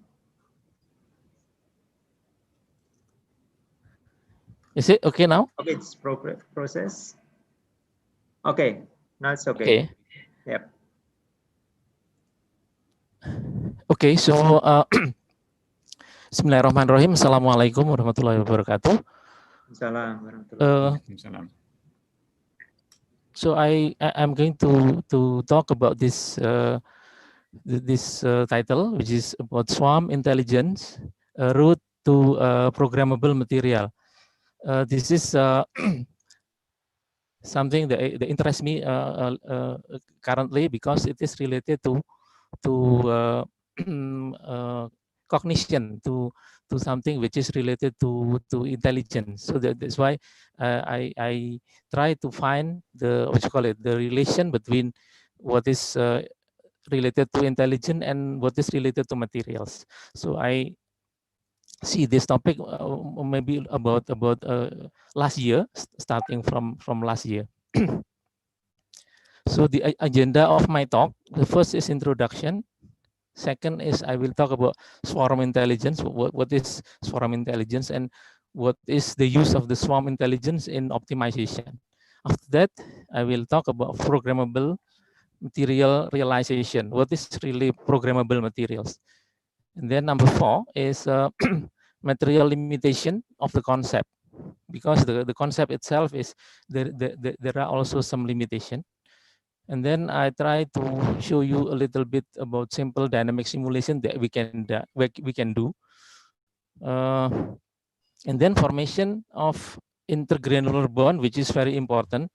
In this case, I raised the issue about the what you call it, the further limitation of the concept of programmable material. And then later on we will conclude. So a programmable matter or programmable material, it is also called programmable matter. First is initiated in 1991 by work of Toffoli and Margulis from MIT.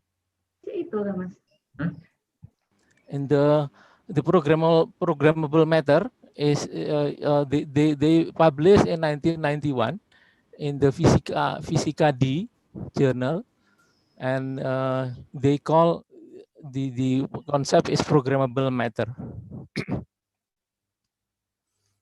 So this is the science fiction picture of the programmable materials. So sometimes programmable material also can be called self-shaping material. So materials which can take its shape by itself. So as we can see from here, the concept here is that from the what you call it, from a blob of metals, from several blobs, it can form the what you call it, the chair or the certain component or certain shape by itself. Yeah? So we can see from here it's like a science fiction, but maybe not really fiction. Yeah, we'll see later. So this is also the class of the material which is considered as emergent technology. So as we can see from here, we see the grain start to form the shape. Yeah, like in here also the what you call it, the grain or the droplet or the grain start to form like a cup, for example. And this is also maybe we know all from the movie humanoid robot in the 1984 Terminator. It is also metallic and what you call it? It is the concept is also based on the materials that is self-shaping or can be shaped by itself or by a certain program if we like. Swarm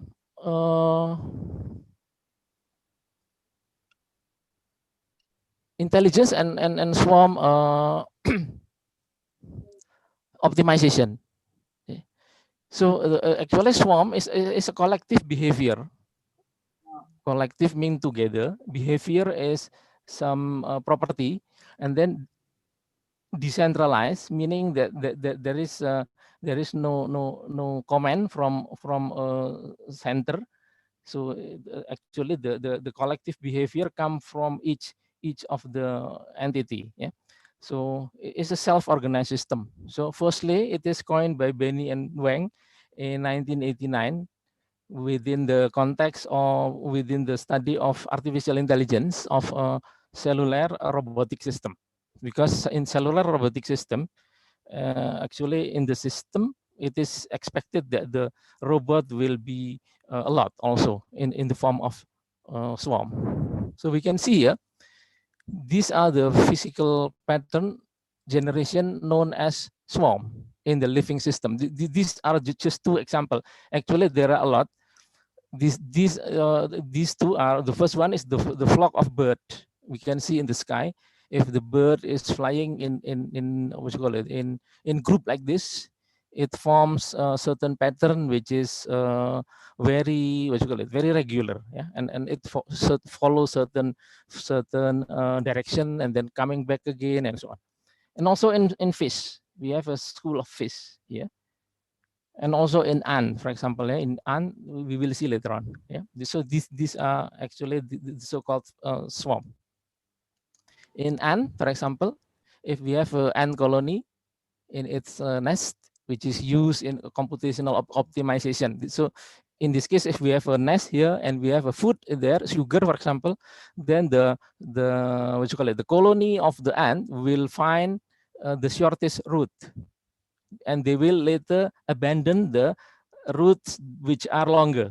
So like this one, which is longer, will be abandoned. This one also will be abandoned. So later, the ant will find that this is the best route that will be, what you call it, connect between the nest and the food. Yeah. Because during the travel, the ant always disperse the so-called pheromone, the hormone that will take, what you call it, the track of each of the ant. So swarm as a collective phenomenon. So collective decision is beyond the capabilities of any single particle, meaning that each of the ant is actually not very smart, but in together, if they form a group of swarm, then they will become smart. Yeah? So algorithm derived from swarm intelligence best solve computational hard problem and also find solution fast, like which is shown here. This is also computational problem, finding the what you call it, the best route or the shortest route from several different routes. Yeah.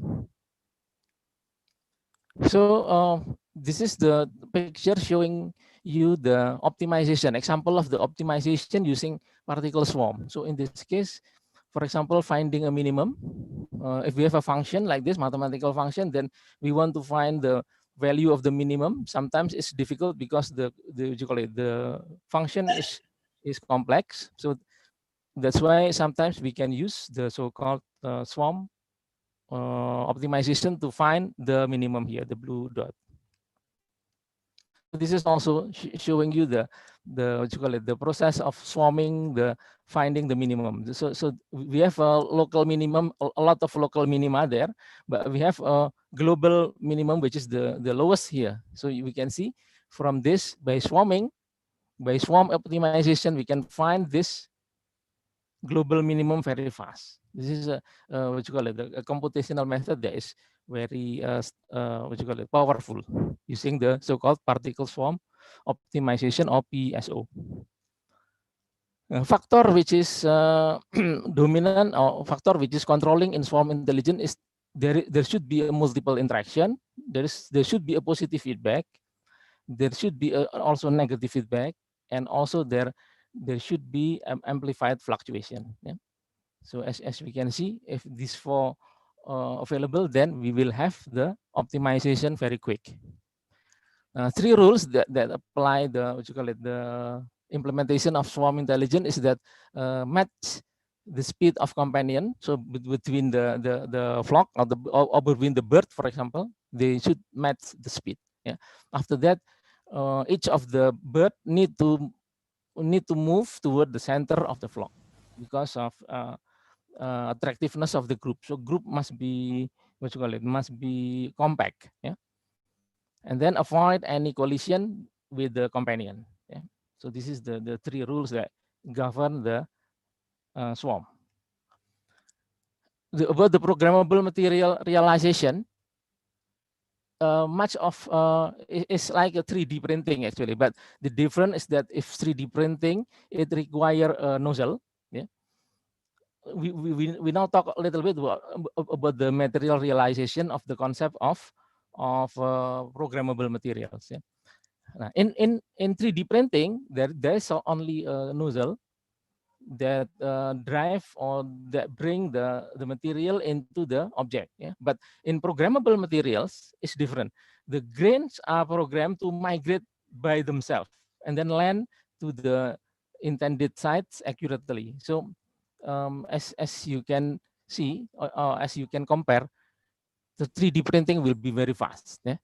Sorry, programmable material will be very fast because it will go what you call it, simultaneously. I mean the all the particles will go simultaneously, while in 3D printing it should be dot by dot, yeah, or point by point. It's very slow, and it should be done also layer by layer. But this one is straight away all grain that can what you call it, can aggregate, will aggregate at the same time, or nearly the same time. So this is the difference if we do a printing, for example, printing of a document, but here is printing of a 3D object. Yeah. But printing using what you call it,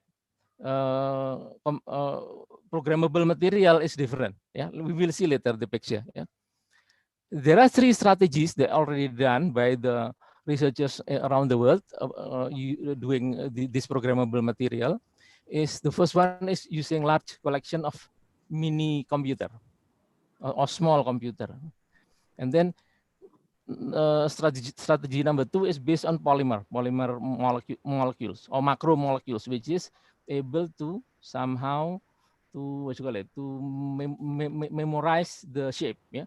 So in metals we have known the shape memory effect, but in polymers also we know the effect also, and this is what you call it, utilized in this programmable material also. And then number 3, strategy number 3 is spec size robot that can be programmed to shape and reshape themselves based on nanodot, yeah, quantum nanodot. This one is much smaller than the first one. But let's see one by one very quickly.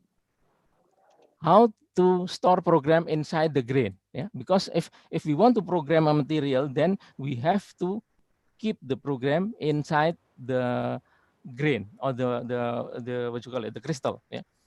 If not, then we need to use Wi-Fi. Yeah? So meaning that the program coming from outside, not from inside. Now, in that case, it's going to be centralized. In this case, the preference is that the programmable material should be decentralized. Yeah? So we can see here ability to how to we can store a program if we can print the what you call it, circuit into the grain. Yeah. So we can see here also nano size circuit could be created for use also in storing any digital instruction to in the grain, so that it can be executed later. So these are has been done in MIT, I think. One of the what you call it, of the so-called smart pebbles. Yeah. So this one is the size of a ring, and this one is the size, relative size between the ring and the cube, yeah, or the pebble. And you can see there, if this pebble is open, then we can see electromagnet that can attract each of the box or each of the cube, and we have a circuit there which can keep the program. Yeah. And if we close this what you call it, these 6 faces, then we will form this cube. This programmable smart pebbles, actually this can be what you call it, it can be done, and in due time, the smart pebbles would be much smaller again. Yeah, if only due to time and maybe some fun, then this size can reduce into the sand size. Yeah. Now we can see here how the programmable smart pebbles in action. So it changes the shape based on the program that is imposed on the IC, yeah, on the IC chips here. Yeah.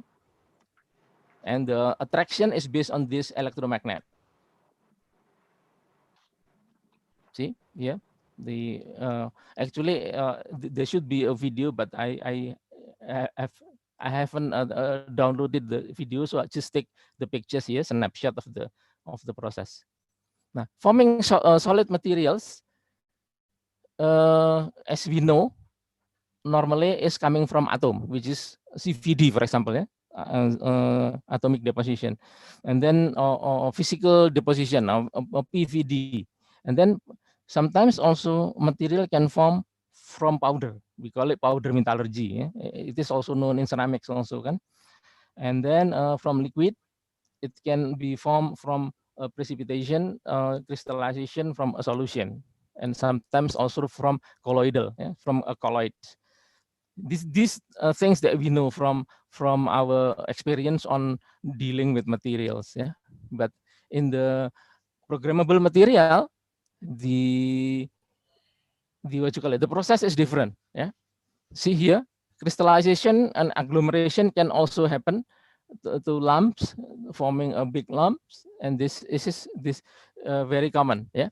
But deposition to a particular specific shape is uncommon, yeah. And then morphing or changing shape from liquid melt into molded frozen object, like in metals, for example, is also common, yeah. But growing from seed, also from seed of crystal into bulk crystal, also common. But sometimes it is limited by the shape of the crystal or geometry of the crystal, and the habits of the growth of the crystal also. So we can see here that there is no standard process counterpart for the consolidation process in programmable material. So because it's not common, yeah, forming material from crystal, which is formed directly into shape, that one is very uncommon. Yeah? So we don't have from our knowledge so far about the manufacturing of all kind of materials. It's not common. Yeah. So meaning that the what you call it, the closest maybe the colloidal deflocculation precipitation. Yeah. But this one is slightly not suitable because in colloid it should be deposited or precipitated from liquid medium, yeah, not from free air. Yeah. In this case, programmable material should come from air.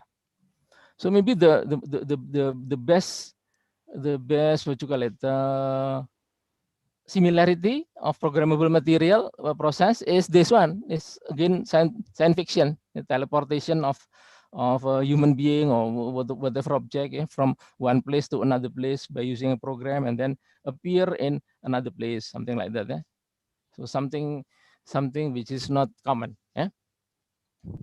Now, here I only show you how simple dynamic that might what you call it, might give us parameter that we need to know about the programmable materials. Yeah? So these are the simple problem that we can program very easy, but again also these are only simple problem, but sometimes the programming is a bit lengthy. Yeah, we start with the digital problem space and we end up with digital solution space. In this case, we draw what you call it, we produce material in the what you call it, in the fork shape from grain. Yeah. Now, in this case, we can do this programming by two simple step. The first one is by just random, what you call it, random aggregation to form this one, and then after that we follow the route to form the, what you call it, the shape. And second one, we apply the algorithm, the optimization using the swarm intelligence optimization. Yeah. This is the algorithm that is normally written in a coding, in the program coding. And then main result that we will have is that number of iteration to the convergence of the result of the solution run without the optimization then will be much longer than particle optimization, because if it is not optimized, then it will be just rely on the random meeting or random collision between the grain. Yeah?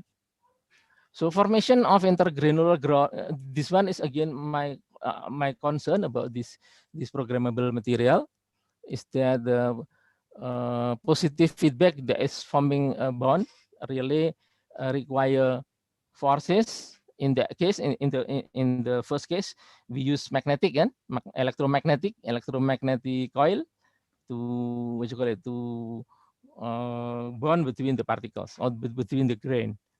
Now, properties might change also as reprogrammed, and then grain also respond differently toward various environmental stimuli, like maybe if we impose a program from outside using Wi-Fi, for example, then perhaps there should be an external stimuli that need to be responded by each of the grain independently, meaning that no what you call it, no centralized intervention only because of the what you call it, the instruction of the program. Yeah? So these are the shape of the various possible aggregate. If it is if the green start to form, and then allowance toward molecular atomic surface is this one. Yeah? So allowance toward surface affinities, because remember, if we want to connect one grain with the grain in the neighborhood, then we need to have a strong bond or strong affinities between the grain. So meaning that subject to availability of the solid material, which can be altered in terms of its intrinsic electronic, ionic, and then molecular properties, so that the surface of the grain will have affinities to what you call it, to touch or to stick to one another. Yeah, this is very important. So the allowance of having this property. Yeah.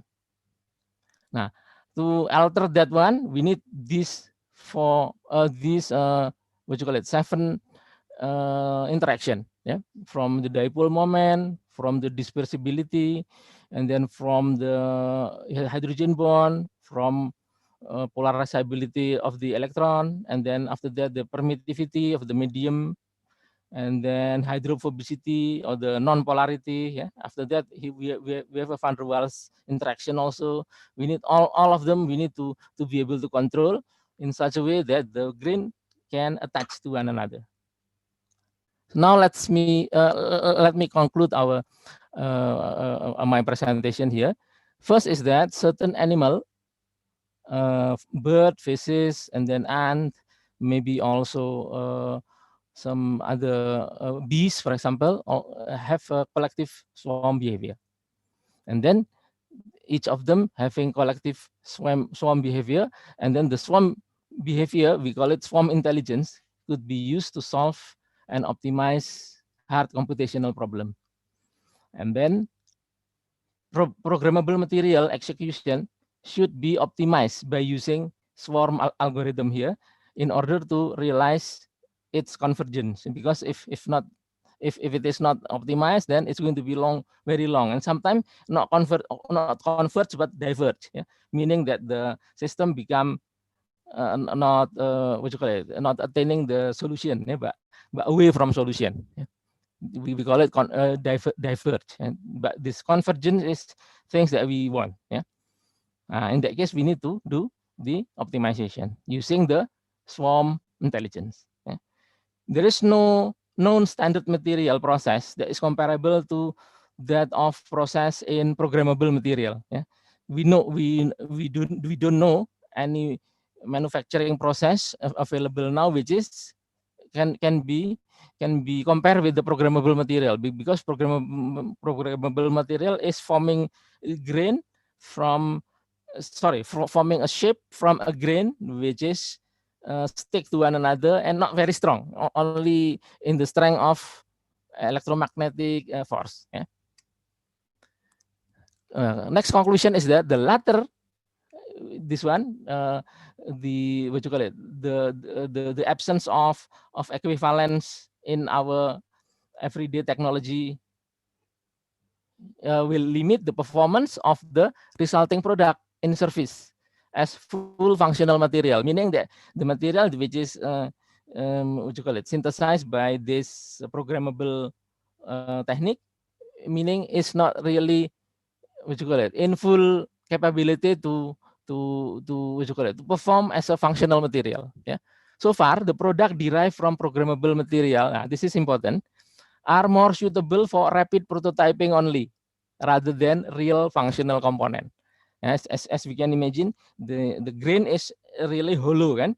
Inside there is maybe sensor, there is chips, there is electromagnet, which is not intended for certain purpose of material. So meaning it's only suitable for prototyping, yeah, for rapid prototyping especially. Last conclusion is that applying programmable materials for real functional material is quite challenging, yeah, and will take quite some time before it becomes really realized for a real material. So I would like to thank the conference chair and the organizing committee members for inviting me to share in this prestigious event. And then secondly, I also would like to thank the honorable ladies and gentlemen who have attended this talk patiently until the end. Thank you. Okay, thank you very much. Very nice presentation, Pak Bambang, and also very interesting topic. I hope this technology will be realized in the future and be easy to move from place to another place easily. Okay, well, now we are going to question and answer session. So if you have any question, please raise your hand or you write in chat room. And yeah, I hope all speaker will be pleased to answer your question. And now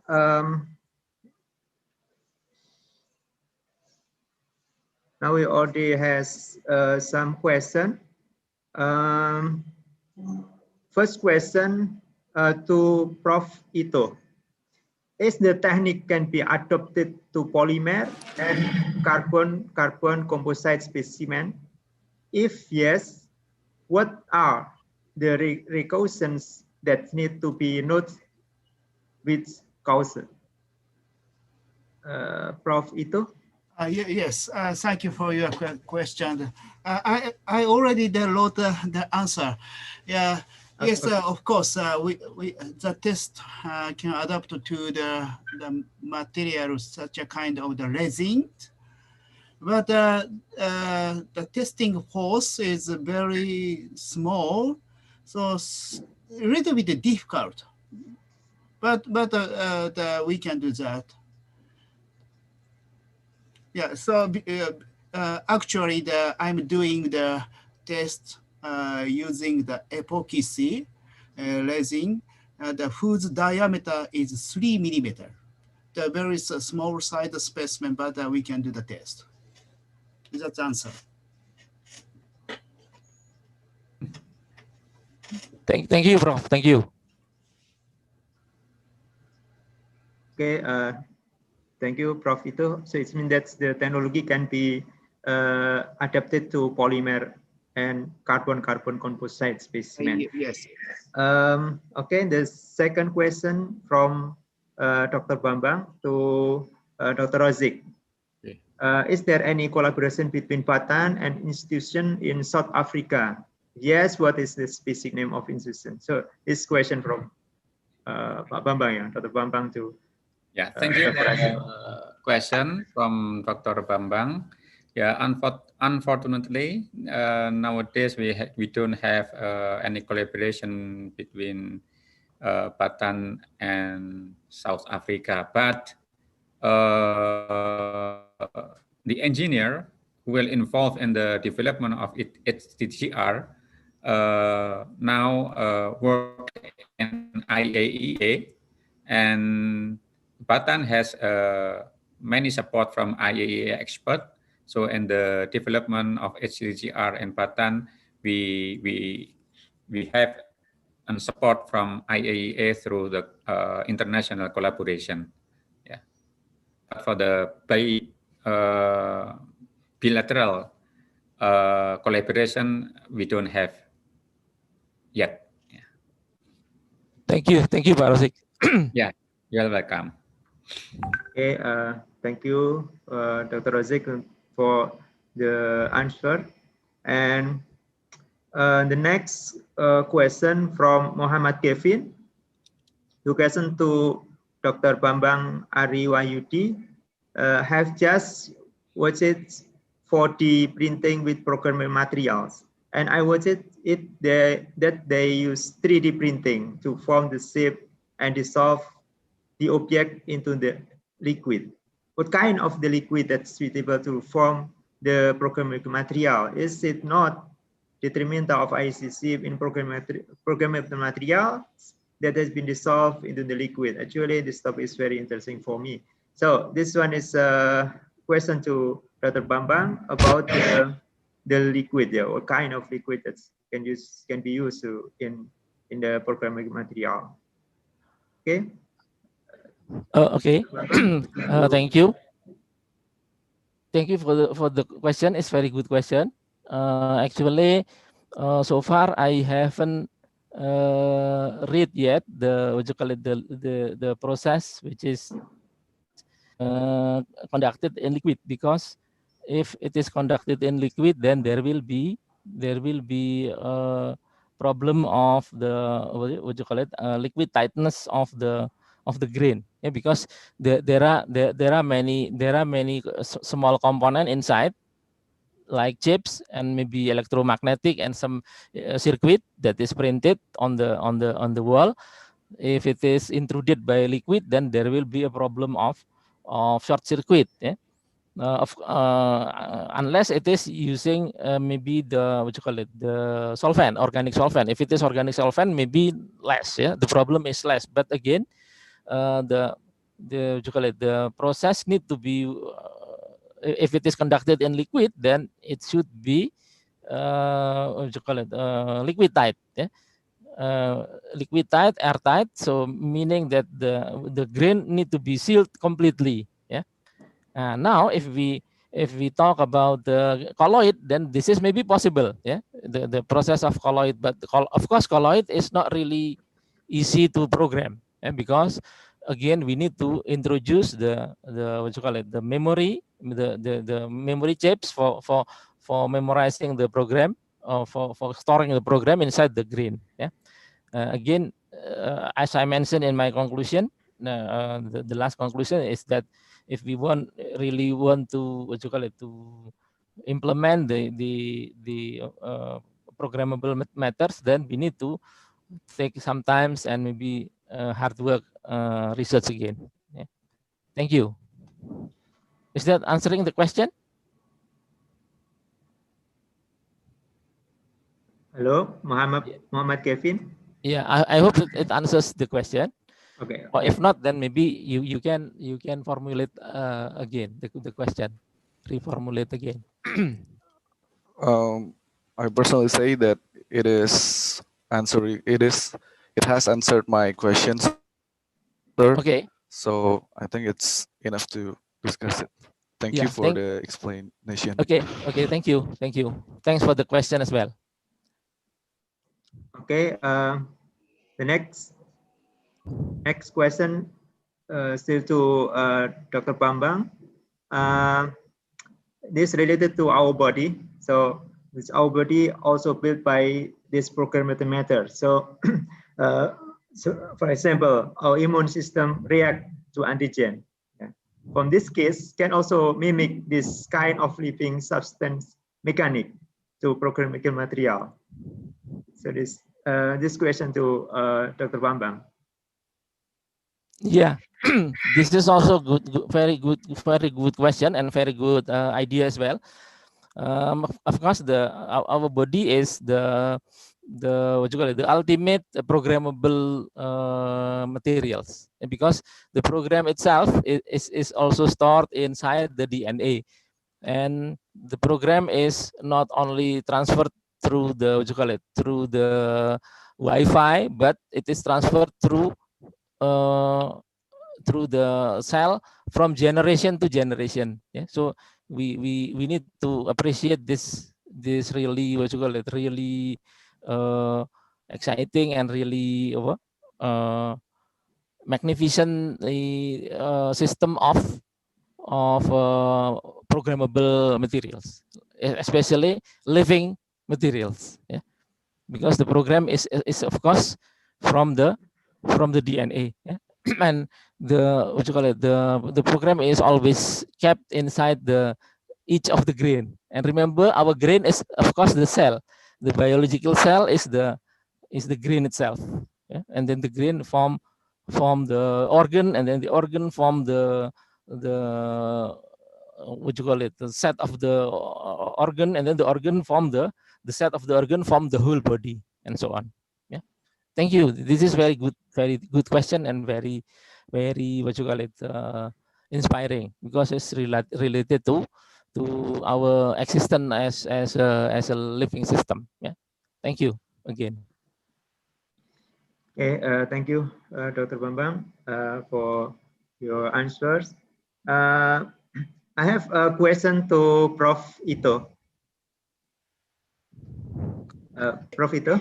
Yes, I'm back. I'm interested with your presentation, but I still confused. I mean, I also have a background in fatigue measurement or fatigue evaluation, and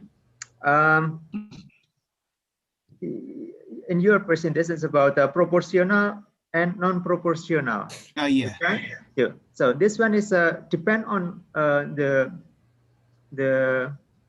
shape of this the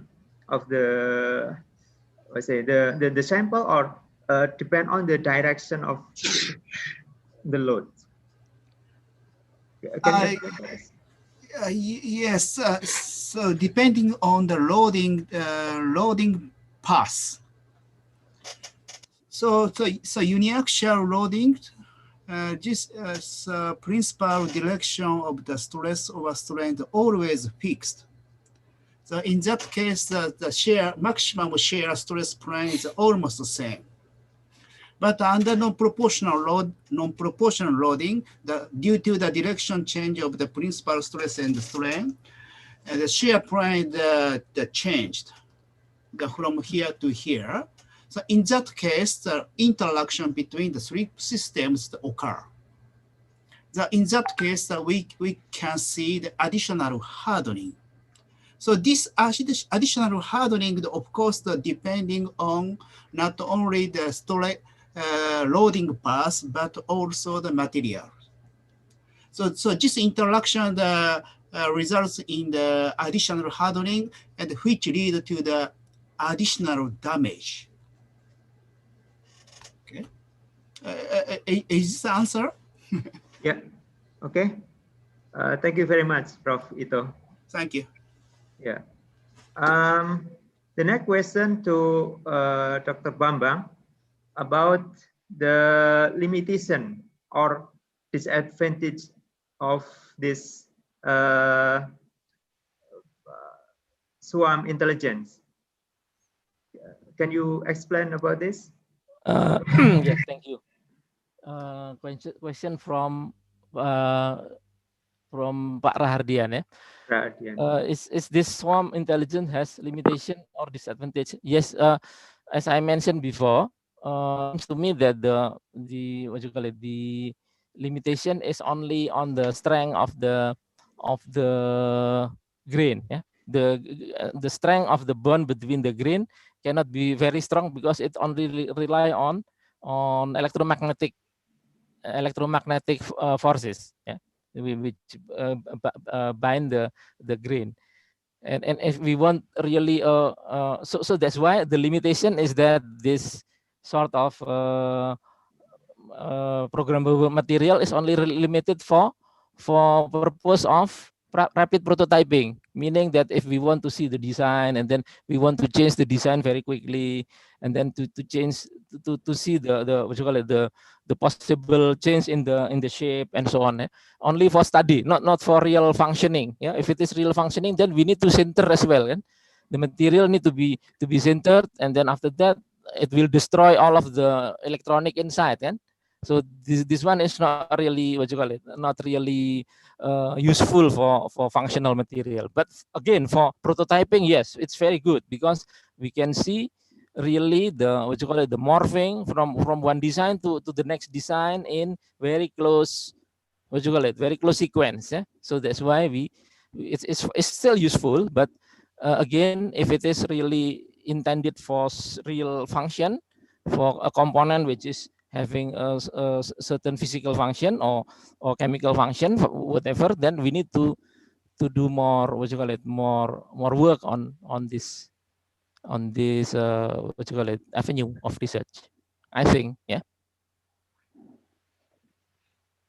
Pak Bambang, there is a continue question from Rahadian Prayugo.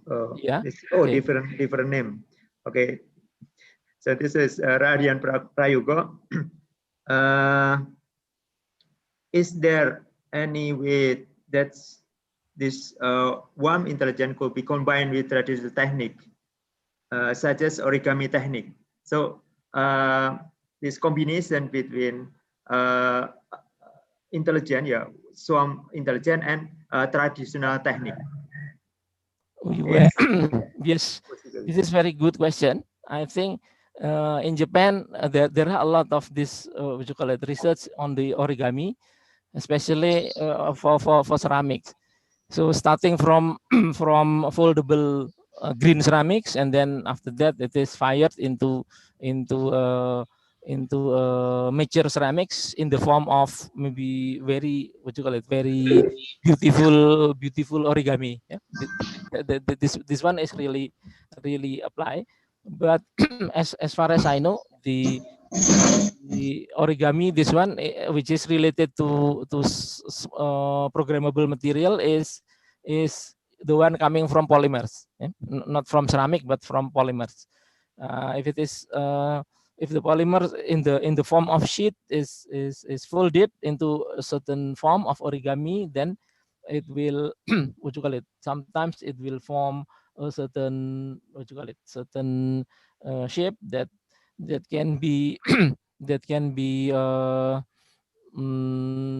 used in the functional way as what you call it, as a programmable material. Yeah? But again, if polymers is limited, the, what you call it, the ability to memory shape or effect of the shape memory is limited. Not like metal. If metal, yes, the effect of what you call it, memory effect is wide, but not for polymer. Polymer sometimes very limited and depend very much on solvent, on liquid that can what you call it, can solvate the group on the side groups on the chain. So that's why the, what you call it, the ability to shrink or to expand or to coil, for example, very limited because of the requirement of the liquid to intrude into the polymer chains. Yeah,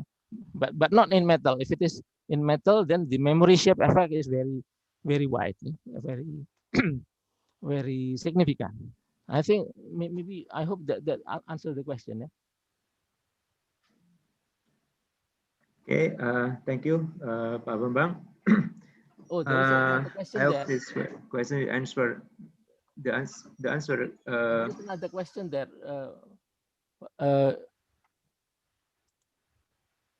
From Pak Azrul. What's that? I have question to optimize. Was that? Just to use the particle artificial neural network. Oh yes. Genetic algorithm, are those both methods compatible with? Yes, I can comment very quickly that these are also what you call it, compatible, and they are also used in several other works except of the swarm intelligence, because swarm intelligence is the one that is really, what you call it, can be recognized very quickly that it is related to what you call it, to the what you call it, coming together of the grain to form the aggregate. Yeah? Like the swarm, what you call it, swarm flow that is coming together and then form what you call it, the product or the shape product. But of course, the other technique like genetic programming and so on is also compatible and useful. Yeah. Thank you. Okay, thank you, Pak Bambang. I have a question to Dr. Rozik. In your presentation, the effect of a compressive load to ultrasonic wave velocity propagation. How about why this focus to compressive load? Are there any comparison with tensile load? Yeah. Yeah, thank you, Mr. Agung. Yeah, there's also the effect from a tensile load as well as a compressive load. Yeah, because as mentioned in my background of the study, we focusing on the core component, core component that was built from graphite, and the component of this core reactor, that's only receive compressive load. Yeah, there is no tensile load. Yeah, because as you know, for the graphite component, there is no nut, there is no drilling. Yeah, it's just like put on the top. Yeah, with a key. Yeah, with a key and dowel and other method to joining the component without the nut. Yeah, so the only act to the component is only compressive load. That's why we are focusing on the compressive load. Yeah. Okay, thank you, Dr. Razik. So it means that this your experience about the compressive load, but what's your opinion? I mean, if there is a tensile load, is also effect to this propagation or not? Yes, I have experience by using the tensile but on the metallic material. Yeah, I used titanium. No. I used stainless steel. Yeah, 304 metallic. Is also affected by the tensile load. Yeah. The purpose is how to determine the stress using ultrasonic method. Yeah. In the future.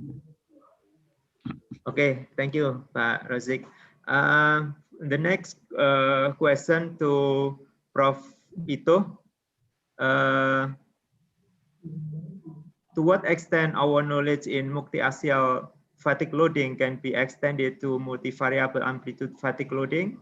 How to overcome the related difficulties in capturing the multi-axiality and multivariability of loading? The question from Mas Irfan Hidayat.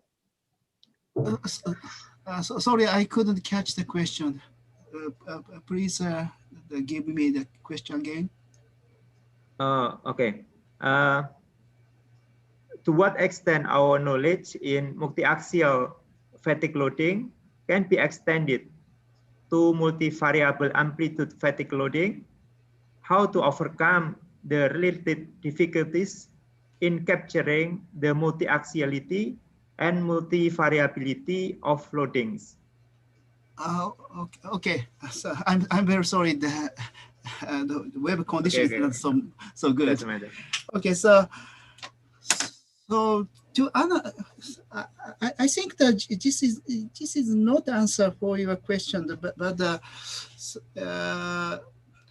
to to evaluate the multi-axial loading and multi-axiality.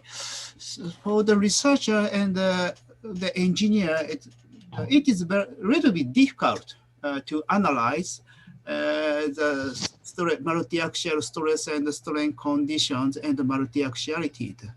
Because, for example, so circular loading, the circular loading, in that case, Mises equivalent stress or strain are constant. Always a positive value, no negative value. In that case, how do we evaluate the range of the stress over strain? Sometimes the researcher and the engineer who is doing the numerical approach, sometimes they mistake. For the circular loading, the stress amplitude is 0 in fatigue. So I mean, especially the non-proportional loading to analyze non-proportionality is a little bit difficult. So we need a very special knowledge for multi-axial loading. So is this the answer? Sorry. Pak Irfan, the answer is already overcome your question? Yes, thank you very much, Prof. Ito. It's very interesting. Another question, Dr. Agung? No. There is no to Dr. Rosik. Okay, yeah, please. From yeah. Irfan. Okay, please. What is the prospect of using nuclear energy in our country, Indonesia, Dr. Rosik? It's very difficult question. As you know, Patan is a research center to conduct the research and development on the use of nuclear energy. Yeah, the use of nuclear energy is not only for the energy, but for agriculture, for health, and others. And energy is one of the application. Yeah. So our duty is to explain and to conduct the research on how to develop the reactor technology and reactor safety, etc. But the decision to build nuclear energy is in the government. But according to the recently midterm development plan, yeah, up to 2024, yeah, the government has the objective to prepare to build one nuclear power plant, but in the small modular reactor in West Kalimantan. Yeah, I think this is the prospect, and now many country has contacted Indonesia to promote their technology, and Patan in this project has a duty to perform the feasibility study in West Kalimantan. Yeah. This is the new condition or new situation in the deployment of nuclear power plant in Indonesia. Yeah. Thank you very much, Dr. Rosek. One last question, Pak Agung, Dr. Agung. Okay, yeah. To Dr. Bambang. Assalamualaikum, Dr. Bambang. Waalaikumsalam warahmatullahi wabarakatuh. Programmable materials is expected to be realized in years to come. How long would it be, Dr. Bambang? A decade or two decades more? If we see the if we see the ability to shrink down the, what you call it, photolithography, then maybe in 1 decade is going to be what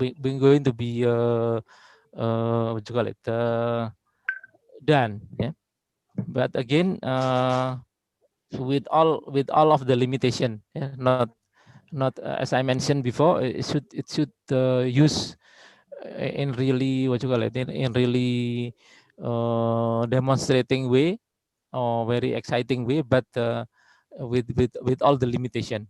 Yeah.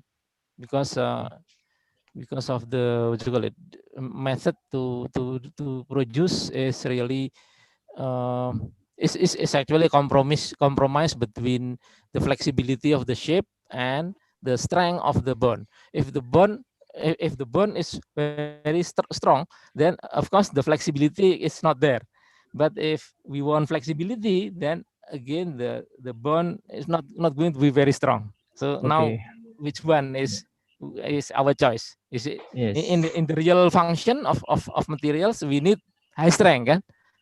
Yes. Not the flexibility, because flexibility is only for study, or maybe, well, of course, if it is for Terminator, then maybe for action, yeah. But we don't use that. Then we really want function of the material. So flexibility of the shape is only for study, for seeing the design, for maybe for well, of course, for certain function may be important for going into the, what you call it, into the very narrow gap of a building which is collapsed. Yeah, for example, if it is required that the robot will go through the very narrow gap, then it's going to change the shape and then go through the gap, and then after passing the gap and then back again into the what you call it, into the normal shape. Yeah, maybe that one is the function, yeah, but again, is still far away.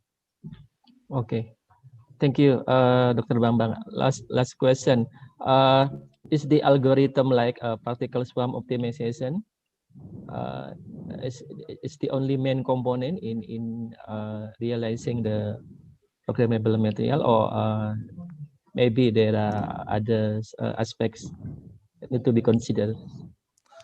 There are of course on the we need to think the program, the main program, which is the, what you call it, the rule that is taken for the particle to be able to slide from one another, and then after that for approaching from one another in the different side, for example. That one is the main program, but for the optimization, there are also several, what you call it, option. The main thing that is used here, because of the nature of the what you call application, then the choice come into the swarm. Yeah, but of course there are other, what you call it, variety on the optimization, or on the what you call it, on the biological inspired algorithm that can be implemented. Okay, thank you sama Dr. Bambang. Yeah. Thank you, Dr. Agung. Okay, thank you, Irfan. For the next question, there are two questions to Prof. Itu. The first question asks about the fatigue testing in liquid condition. Yeah, fatigue testing in liquid condition. Would you like to explain about this testing, and is the testing already performed, the simulation for it? I mean, your laboratory already performed simulation for it? Simulation? Simulation. Yeah, so I mainly do the experimental test in the liquid condition.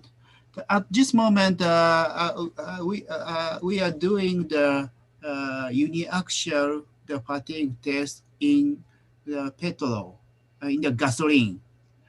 This is the collaboration work with motor vehicle company. So because high strength material in in petrol, it sometimes show the drastic reduction in failure rate. So I'm always challenging the many tests. So if we can do the test in the another liquid condition, in the corrosion fatigue also. So what was the question? So what he or she want to know? The question is, would you mind to explain the mechanism of fatigue testing in liquid condition and whether your laboratory already performed simulation for it? Okay, yeah, of course, we are analyzing the mechanism of the material fracture. I always analyze for the tested material in the petrol.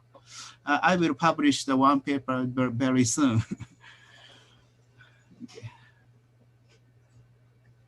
Okay. Then the second question to Prof. Ito from a colleague, Mr. Colleague. Okay. Konnichiwa, Sensei Ito. Hi. Konnichiwa. Yes, from Mr. Colleague from Mechanical Engineering in Institute Teknologi Surabaya. The question is fatigue analysis, especially in FEM or CAE, can we use von Mises stress value? Since, if I'm not mistaken, your presentation mainly in principal stress analysis. And for lazy reason, I really like to use von Mises stress analysis because it is simple to conduct failure analysis. Yes. Yeah. So basically, we can design and evaluate the stress strain using the finite element analysis. But what I talk was sometimes in the non-proportional loading, sometimes the researcher made a mistake because as I told you, the Mises equivalent stress takes always positive value, non-negative value. So even though in the compression loading, the stress value takes a positive value. So in that case, in the complex loading, how to evaluate the loading range, stress range is difficult in such a loading case. The uniaxial loading is very easy. The push is positive value. The compression is Mises equivalent stress still the positive, but we put a negative sign for the compression loading.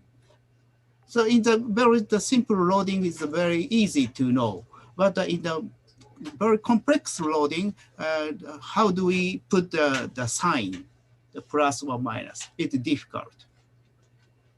Okay. Okay. Thank you, Prof. Ito, for your answer. And for the next question to Dr. Bambang, question from Farisa Hafiz. It was explained that's now the basic of programmable material is a cube, solid state, yeah, like the smart paper which was developed at MIT. In the future, it is very likely that the basic shape that gets even smaller, and when this programmable material can be applied for real functions. What I asking is about, is it possible that development of the basic states in programmable material is the liquid state that can be programmed to form a solid state, or it is limited to solid state? So this the question about the application programmable material to liquid state is possible or not? Yes, it's good. Very good question. maybe I will need to correct a little bit. It's not liquid, but it is a colloid. Yeah, of course it is in the form of liquid, but actually not a simple liquid, not pure liquid, but it is composed of it is dispersed inside the liquid solvent, so become a colloid, we call it. Yeah, in this case, this is also has already a lot of application, which is called the electrorheological fluid, where it is used for clutch in a car. Yeah, of course, this is still in a certain application, but not in the current car. Yeah? But actually, it is in the coupling in the coupling of the car. So if the is so the one that is dispersed in the colloid is magnetic particles. So if it is given what you call it magnetic field across the plate, then the magnetic particle will reorientate, so it will form a certain polymer which is very viscous. So in that case, the clutch will follow, will rotate together. But if the magnetic field is removed, then again the magnetic particle will become random, and then again the two plate will move freely. Yeah, it's not become solid. Yeah, in this case, the change in the viscosity with the magnetic field is actually we call it electrorheology.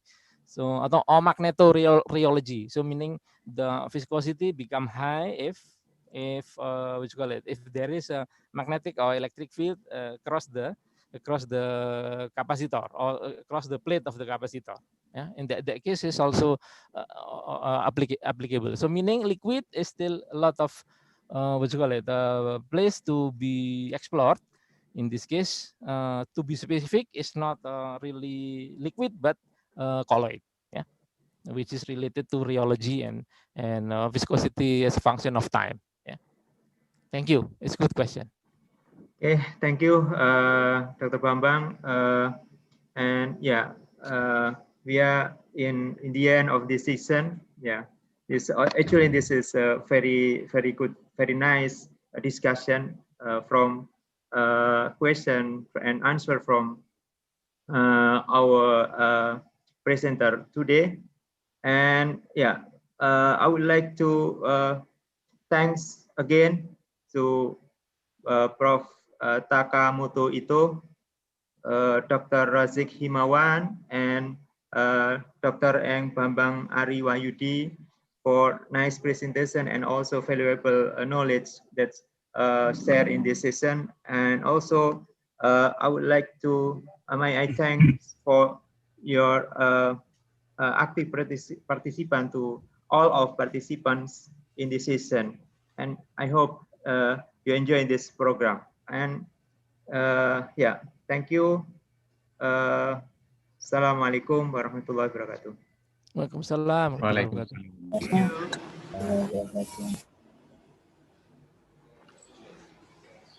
Those are our distinguished keynote speaker session.